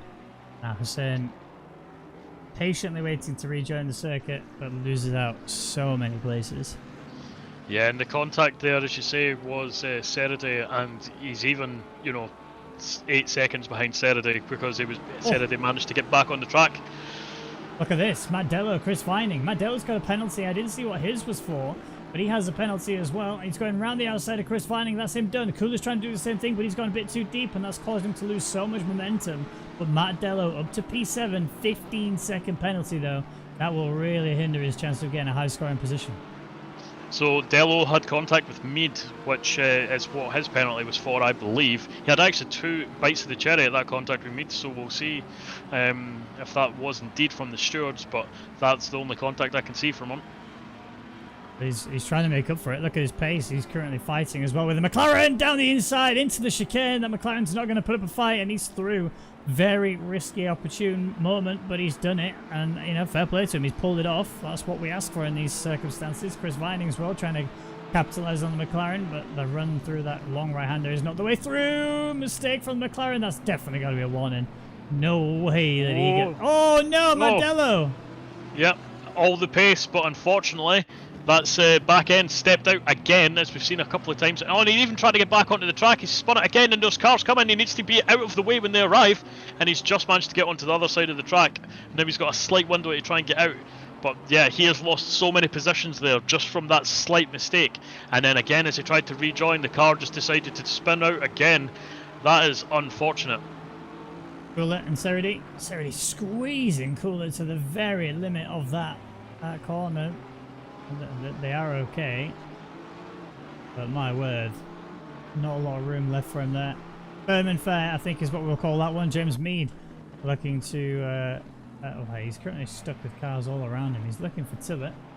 There's the Lambo just ahead of him. At the same time though, how does he or anything on him right now? Yellow is that little bit further ahead. You can see 2 cars, like Yellow and Ferrari. And looking around the field, there are lots of fights going on right now. Yep, and I just want to bring your attention back to Christoph Holzer. Right now, in the current conditions and the current moment, consistency is winning out against pure pace. Francis is has the faster lap time. However, every single lap that Christoph Holzer is putting in is just slightly faster than the lap before. Slightly faster than the lap before. So Francis, what's happening with him? He's putting in blinding fast laps, and then the next lap he's 4/10 off the pace. So, and this is just allowing Holzer to just get a little bit further ahead, and it looks like now he has a nearly 8 seconds gap to Kaki behind, as Francis looks like he's had a big mistake as well, potentially. Do you know what we have a 10 gap on? Pardon? Do you know what we have a gap of 10 on? I do not. The likes between his game from 59 to 69. So if you guys could do the honourable move, which is click that like button, that would make a massive difference to us. And Ceredi's going for a move again on the McLaren. He's got something against the McLarens, that's for sure. But unfortunately, this time it results in the contact not working out for him. I don't know who's the blame. If there is blame, let the stewards figure that one out. But Ceredi has been rotated and falls down 3 places. He goes to P10. Yep, and Kujin as well spun off the track just all on his own, and has again made the exact same mistake as Dello. As he was trying to get back on, he just completely spun the car around 180. So yeah, the conditions are clearly proving very tricky out there. Thanks, Rob. Having a look at Jussi Kaki, I think it's Jussi, because I think he's Finnish. Oh, big tank slapper there from Spence Rob. That is not the way to take that chicane. I mean, he knows how to do it. He's done it plenty of times before. It just, one time, it didn't quite go the way he wanted. But the Bentley seems to be really struggling in these conditions. Spence, overall, is way faster than most of the cars around him. He's 2 turns faster than Kaki, who did 35.9 last lap. He's 35.7 for Spence Rob last lap. Which, you know, with that pace, we'll have enough pace and time to close in on our leader, but keep an eye on that top right little icon there. It tells you the weather. The weather report suggests that by the time we get to 30 minutes from now, the track will have started to dry up a little bit. The rain will have reduced, is what it's coming to. But that was like that from the word go. So, you know, keep an eye for where it says 10-minute mark. When you see a minus next to that cloud in the 10-minute mark, that's when you know we're about 10 minutes away from seeing the rain lighten up a little bit. Yep, and I'll just I just want to again mention the fact that our current as we see Kaki moving off the track, and Spence Rob just again the door was left open. Kaki went into the gravel. Spence Rob takes the position. So yep, that was a nice opportune moment again for Spence Rob. Everyone just seems to be struggling around him, and he's just claiming these positions. And now, as we said, he does have the pace to catch up to our race leader right now. He's going about, you know, 9/10 to a second faster.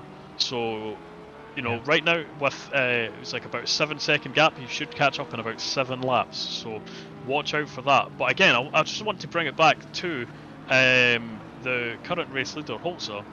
He's driving on a controller. Like, unbelievable pace that he has right now. Yeah, and consistency. That being the main thing, especially in these kind of races, especially in these conditions. Consistency is so important. Yeah, he's doing such a fantastic job. A huge shout out to you, mate, Christoph Holzer, and my boy McFriedlich, nailing it. That's what we like to see. So already set the fastest lap on the previous lap. He's currently holding that one down. Stewards are still working their way through the incidents, so there will be penalties coming in thick and fast, I think, for a fair few people.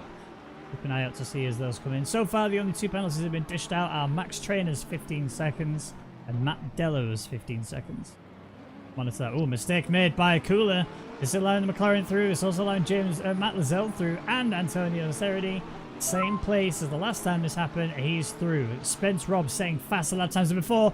Antonio Ceridi go for a send once again in the final chicane. He's got it done this time nice and clean here on the Aston Martin. A mistake made by the Aston as well. That causes Matt Lazelle to fall behind the Lambo. And that is not ideal at all for him. He will fall to P10. Big moves there from Ceridi. Yeah, Ceridi there as well. Almost looked like he tried to go for a big dive upon Binsbergen, but does not. He keeps it out, but he's mind punting him. He's just like being in those positions, and it's just making the McLaren very uncomfortable. As Ceridi is clearly quick behind him, and he's going to try and make the move, and he's done enough. He's put the McLaren off track just from the presence he had in the car. There was no contact. It was just complete mind games. Yep, fair play to him.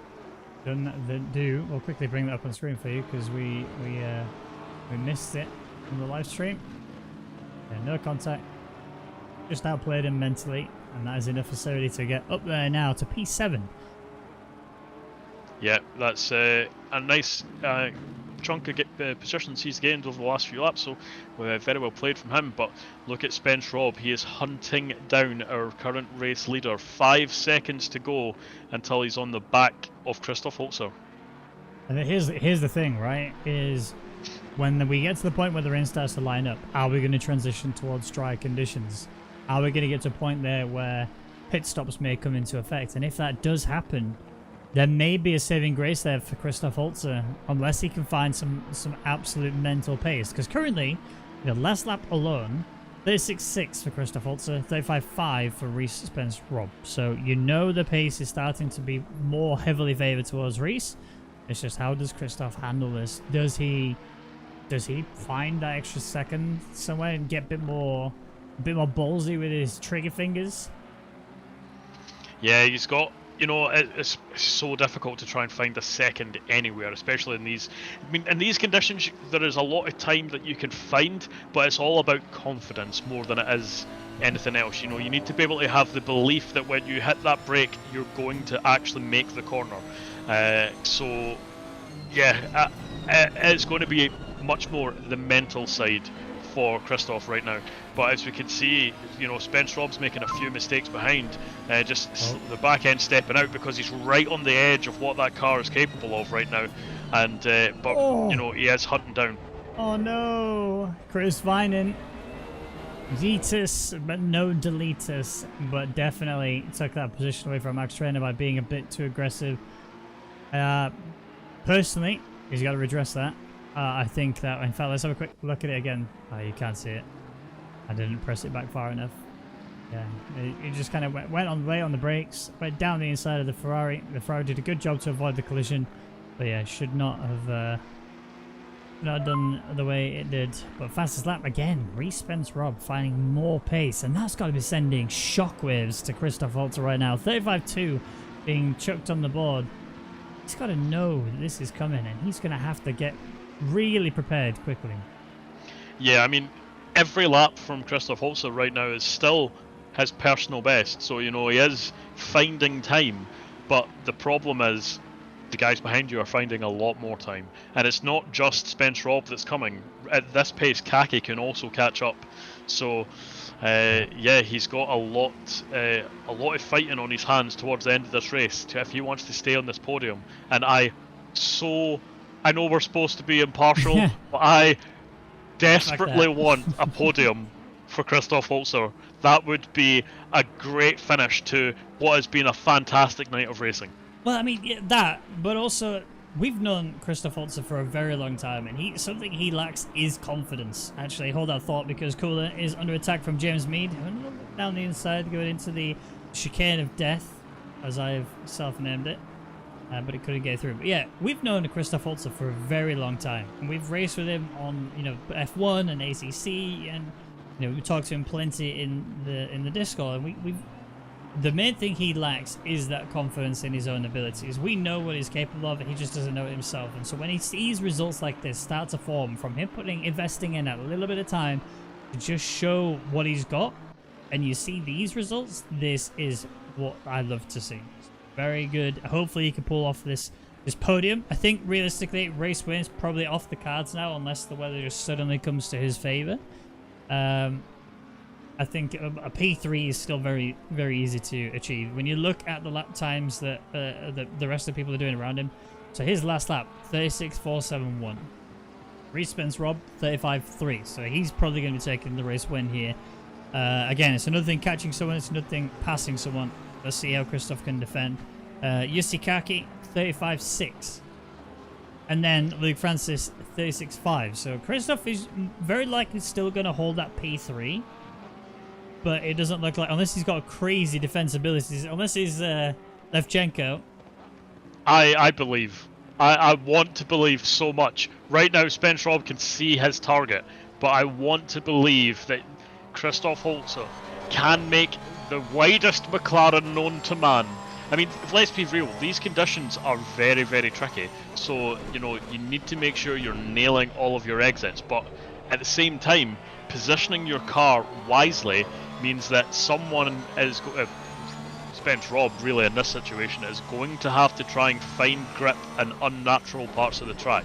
So have a wide car and just be very careful. Be very, very careful. As we see Tillett again spun off at the halfway through the track.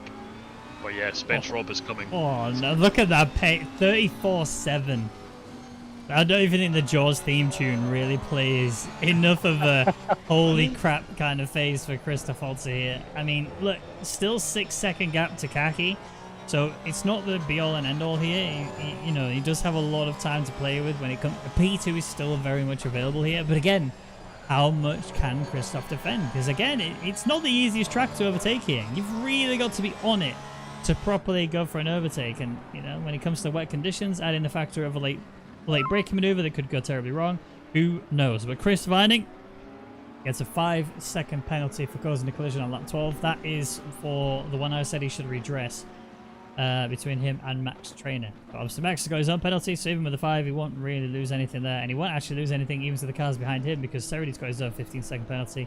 And then Binsbergen is a bit too far back. But look at race leader. Christoph Holzer now has a mirror very much full of the Porsche. He has to maintain his confidence, he has to maintain his mental stability, and cannot afford to lose any lap time now. It has to just continue being the way that it has been and hold down Spence Rob from going for a manoeuvre. Yeah, and you saw under braking there, the car slid a little bit for Christoph also. So, yes, you can see that he is definitely feeling that pressure. But, you know, if he can keep Spence Rob behind for a lap, that will build up the confidence a little bit. But he's left the door too wide open, and that's just allowing Spence Rob to go up the inside. It's going to have to be a last of the late breakers, but he lets him go. He's going to try and go for the cutback. This would be great if he could get it done, but he's just not looking like he's got the traction to do it. And that is allowing Spence Rob through into P1, but he is still trying to fight back. He's coming back for another cutback. He's trying to get up the inside, just put his nose places. But unfortunately, the pace difference now, he needed to keep him behind. And he left the door to the inside just too far open. If he just moved over a little bit, that could have blocked that off for turn 1 and he might have been able to hold on. But, as you say, P2 is still great at the moment, and if he can just stick behind Spence Rob, see what he's doing and try and copy what he's doing, he could, again, start finding some more pace. But yeah, right now, it's all about just maintaining and holding on to that second place. Well, watch Christoph's lap times now. I've got a sneaky feeling that this next lap is going to be a very quick one. Not this lap in particular, because obviously he's only just finished a battle with Reese. But watch the following lap. He knows now that what was available to him. He's going to be pushing himself a little bit more, trying to find that lap time, trying to just go, oh, he's so close.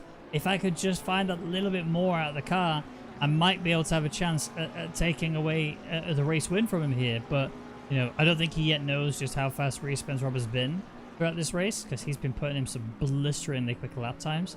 But we'll see now as we come to the start-finish line. We've still got 14 minutes remaining of the session before this race is donezo.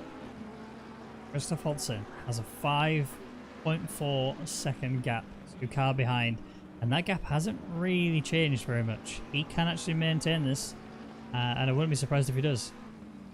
Yeah, he's definitely, you know, that lap when he was battling, he's lost some time, but yeah, overall, he's setting very comparable lap times to Kaki, so he can definitely maintain this and potentially keep P2, but what he does need to focus on is just try and learn a little bit from what's going on from Spence Rob in front.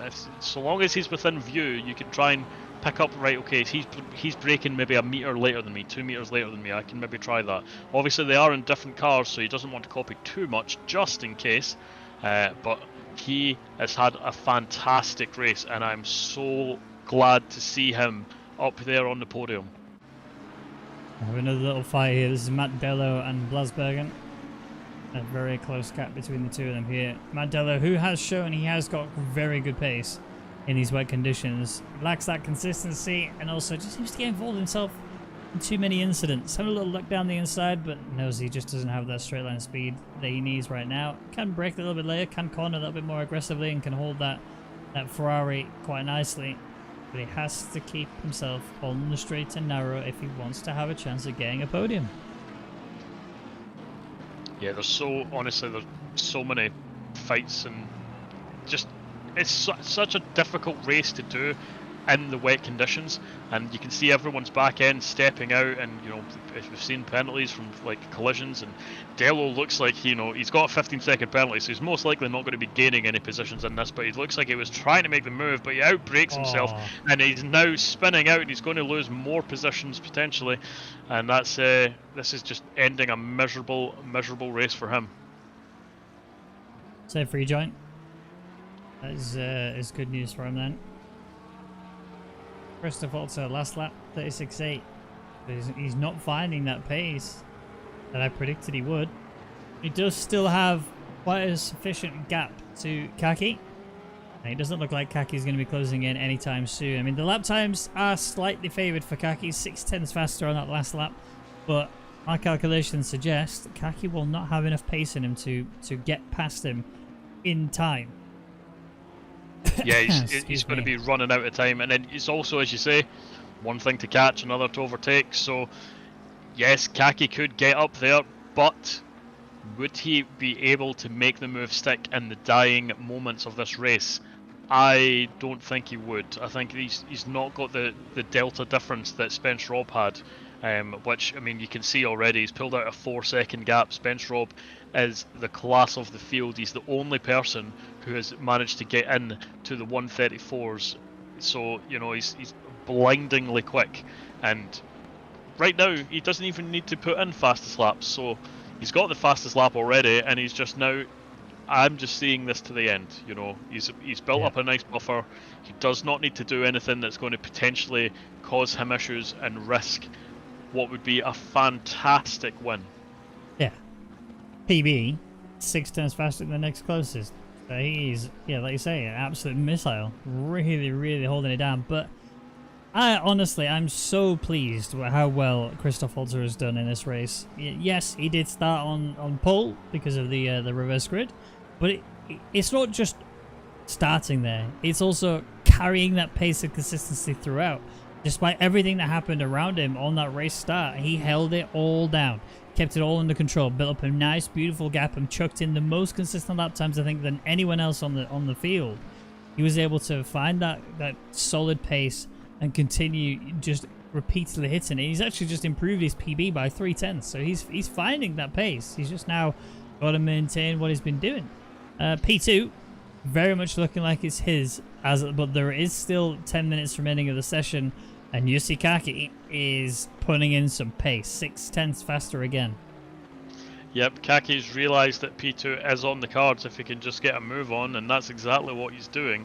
But yeah, again, 9.5 minutes to go. He needs to catch and overtake. That is... And in these conditions, we've already said, it's so difficult to be able to find the grip to make moves stick. But what is also you can do, as we've seen multiple times throughout this race, is it's so much easier to mind punch someone because everyone knows how tricky the conditions are and how much grip they've not got on the racing line. So, you know, if you manage to put someone out there, they start panicking about where they need to brake, how hard they can hit the brake, if they're going to lock up, and it's just sending people off into the gravel. So Kaki still has tools to play with if he's going to try and get the second position off Christoph Holzer. Absolutely. 8 minutes 46 to go, and we need to say good morning to 2 people. Pat Vick, good morning, and Emily Kate, good morning. How are we on this fine British evening? I imagine fine Aussie morning. I mean, I would hope so. Let's have only the rain in the game, please. Yeah. Oh, Modelo having a little look down the inside of Cooler. We saw him having a little bit of a late break challenge earlier. This time he's managed to make a nice little look down the inside and gets himself up to P12 before the penalty is obviously taken into account. Big mistake there from Bittensberger as well, and that's Lizelle managed to make the move and to get round on him. So, yeah, that's moved up 1 position for Lizelle. So, well done to him. If you're James Mead, you're getting 2 freebies in this race. That is something to be happy about, considering how his race has gone so far here in race 2. Looking at Kaki's pace, and that I mean, again 0.6. But his lap times were not particularly good there. Yeah, he's got to really try and just stick on his consistency and see, you know, just he can see his target just a little bit in front of him. He just needs to start making it, you know, focus, try not to make any mistakes, try not to run wide. We have seen a warning for him pop up already, so yeah, he needs to just focus and keep chipping away at it. But I know what he needs to do, and I hope he doesn't do it. Pat Thick says he's preparing for a job interview in 2 hours. Happy days. That's what we like to hear. Good luck for your job interview. Let us know how it goes, please. I mean, I know you'll get it, but that's not the point. I still want to wish you good luck, and I still want to hear from you that you've got it. I want to hear from the horse's mouth that you smashed it and you got it. Easy slaps. Easy slaps. Easy slaps. 2.4 is the gap currently between Christoph Holzer and Kaki. I think that gap has just been chopped down quite substantially because, again, 35.7 from Kaki, 36.3 from Holzer. So, yeah, in the next few laps, he will be on him. And Christoph Holzer has shown he's got the defensive capabilities. He just has to now use them. He needs to not let the same situation happen to him like it did with Spence Rob, where he found a little inside run. Yes, Christoph held him as tight as he possibly could, but unfortunately, yeah, he wasn't able to be as late on the brakes as Spence was, and wasn't able to get on the throttle as early as Spence was. You know, if the delta difference between their lap times wasn't as great as it was, what Christoph Holzer done was exactly what you needed to do. Make them into an uncomfortable position and then go for the cutback because you know that they cannot hit the apex properly. That was great defensive driving, but just due to how much faster Spence Rob was in that moment, it meant it didn't really stick. So he knows what he needs to do, and if he could have closed that door a little harder, a little earlier, then it would have even meant that Spence Rob couldn't have even got up the inside. So he's got one more defensive job up his sleeve. He just needs to continue doing what he was doing, because the delta difference between him and Kaki is not as great, so he's got more of a chance to fight this. So Kaki is on track to set his PB again, which was a 35.5, and currently Christoph Holzer is 4/10 down. So if Kaki manages to achieve this, he'll be a full second gain between the two of them. And again, as we've said time and time again, and I'll say it till I'm blue in the face, it's one thing catching a car, it's a completely different thing passing a car. So we'll see how that one goes down. But Tim Bow tells us that he had his interview on Tuesday and he starts on Thursday next week. So PogChamp. Congratulations, Tim. Well done on getting yourself a new job. That's a very fast turnaround. Congratulations. Yeah. They wanted you good. That means you smashed it in the interview if they respond that quickly. That is incredible. Well done. Oh, Kaki's been held up by blue flags. He's lost a little bit of time. Nothing too drastic, but he has lost a bit of time. When you look at last laps again, yeah, 1.1 second gain there for Kaki on Holzer, so he is reeling him in. Yeah, Holzer's just, he was going faster and faster and faster every lap, but the last two laps for him have been about a half second down on what he was doing previously, so either the conditions have just changed in a way that he's not comfortable, or that this is just the end of his pace. So he's got a lot of work to do now for the final 4 minutes of this race to keep Kaki behind. Matt Dello saying a 34.7, as you do. It's a casual 34.7 in there. Yep, easy slaps. Oh, big tank slapper there from Hussein, who is currently flying with Cooler. This is for P12, remember? Although P11, because of Matt Dello's penalty. Could be able to reel that one in later. Keep an eye on that as we get closer and closer. You can see Jussi Kaki is now within the 1 second margin on Christoph Holzer, so we should see a little bit of toe action happening, although the rain does make that a little bit less effective, which is useful for McFriedlich or Christoph Holzer, but not ideal for Kaki. 0.06 of a second was the difference between Spence Rob, his fastest lap, and Dello's fastest lap. So realistically, the pace Dello's putting down, he should be right up there on the podium. But you know, unfortunately, he's way down in P11 and a 15-second penalty to boot. So yeah, an unfortunate race for Dello. I've said it time and time again, Dello is very good at these one-lap hot laps, but when it comes to that consistency, when it comes to, well, remembering to put fuel in the car, that's the bit where it fails a little bit for him. He needs to just rein that in a little bit now. It's all good practicing time trial, but if you can't do it with heavy load on the car, and if you can't be doing these laps over and over again, then you got something you really need to work towards, and that would be my recommendation to Mr. Dello. Get that sorted, and you're winning some races. Yeah, that would, honestly, it's just minor change to, you know, how you attack a lap and how you like put people under pressure, and that would honestly get you so much. It's the same as Max Verstappen, you know, you saw he had unbelievable pace, but he was making so many mistakes and crashing into people and stuff, and it was just causing issues.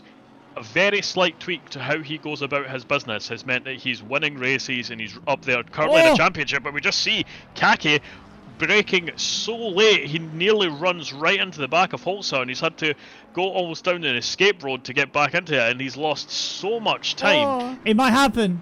It might happen. Christoph Holzer might hold the P2. This is the final lap for Spence Rob now.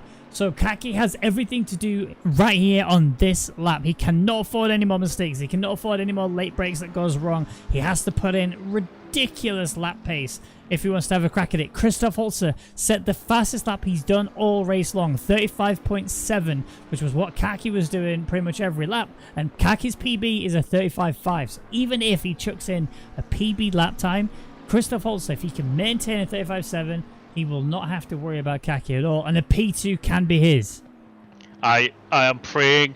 I'm on my knees. Please, Lord, please let Christoph Holzer finish in second place in this race. He's done so well from start to finish. We need this. We need this.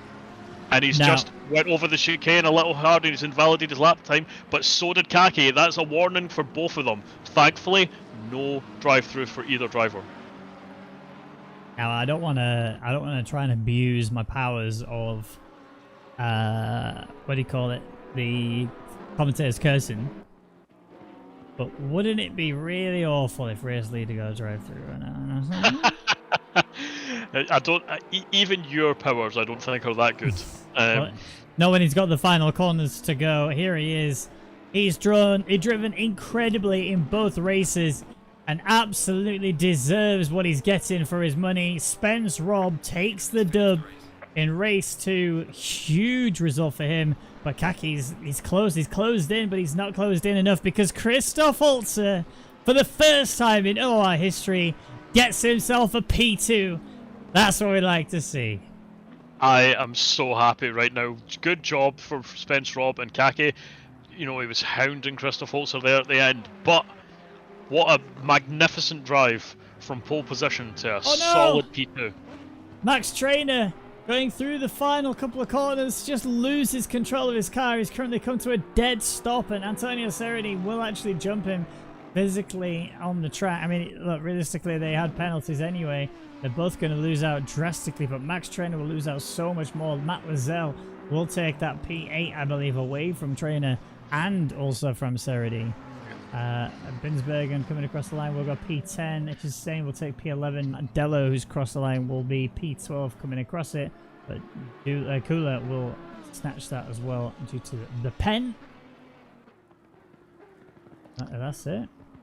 That was an incredible race, and I'm so happy for McFriedlich. I am honestly so. He said to me on Monday or Tuesday that he just was not confident, and look at what he's managed to achieve. I'm so happy for him. And we're not biased in any way, shape, or form. Nope, not at all. But we're so pleased for him. Look at him. Look how cute he is. And I mean, I am not biased, but he is in an Iron Brew coloured car, so true that. He gets my vote. How cute he is. A cutie. Let's have a quick look then at the navigate. There we go. So look then how that one panned out from the race 2. So obviously the penalties included. So Spence Rob, of course, takes the win. Christoph Holzer taking P2. Yossi Kaki taking P3. Luke Francis P4. Chris Vining with his 5-second will stay P5. James Mead jumps up to P6. Huge jump from him. Matt Lazelle P7. Antonio Cerruti P8 with Binsbergen P9. Hussein P10. Max Trainer gets P11. Kula P12. Matt Diller P13. Schelikens P14, Tillet 15th, Rosendahl 6th. I have to prepare myself every time I say his name. Rosendahl P16, yeah. Kujan 17th, and Black in 18th place. And then the Waka. The Waka! I mean, you can at least just say that much better.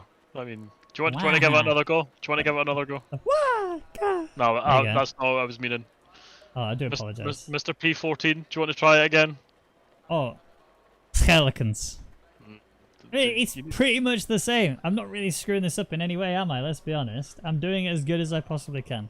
Okay. Well, I'll give you that. It's as good as you possibly can. Cheers, mate. I appreciate you. I see you backhanded compliment there. But anyway, that is it for the European Sprint Series here in round 3 for Zolder. I've been Ben Regan McCollum. Joining me has been Mark, On Badger, Mikkel John, Thank you very much for joining me, mate. It's always a pleasure commentating with you. And thank you to Fen as well, who joined us for the first split. I enjoy commentating with you guys. Love you all very much. But don't worry though, guys. The OOR Racing continues because in a couple of hours' time, we have the NA split being streamed. So make sure you check out that. But also, make sure you click like and subscribe because it's free of charge. Doesn't cost you guys a thing. It makes a whole heap of difference to us, guys. So please, please, please. Have we got to 69? What do we end on? Do we end on 69? 65? 4 of you click like right now. 4 of you. We're only 4 away from the big nice number. Click it. Got to make the night. Come on, that's how we make a good night. Thank you guys. Have a good night. Sleep tight. Don't let bedbugs bite. And we'll see you again soon. Love you. Bye.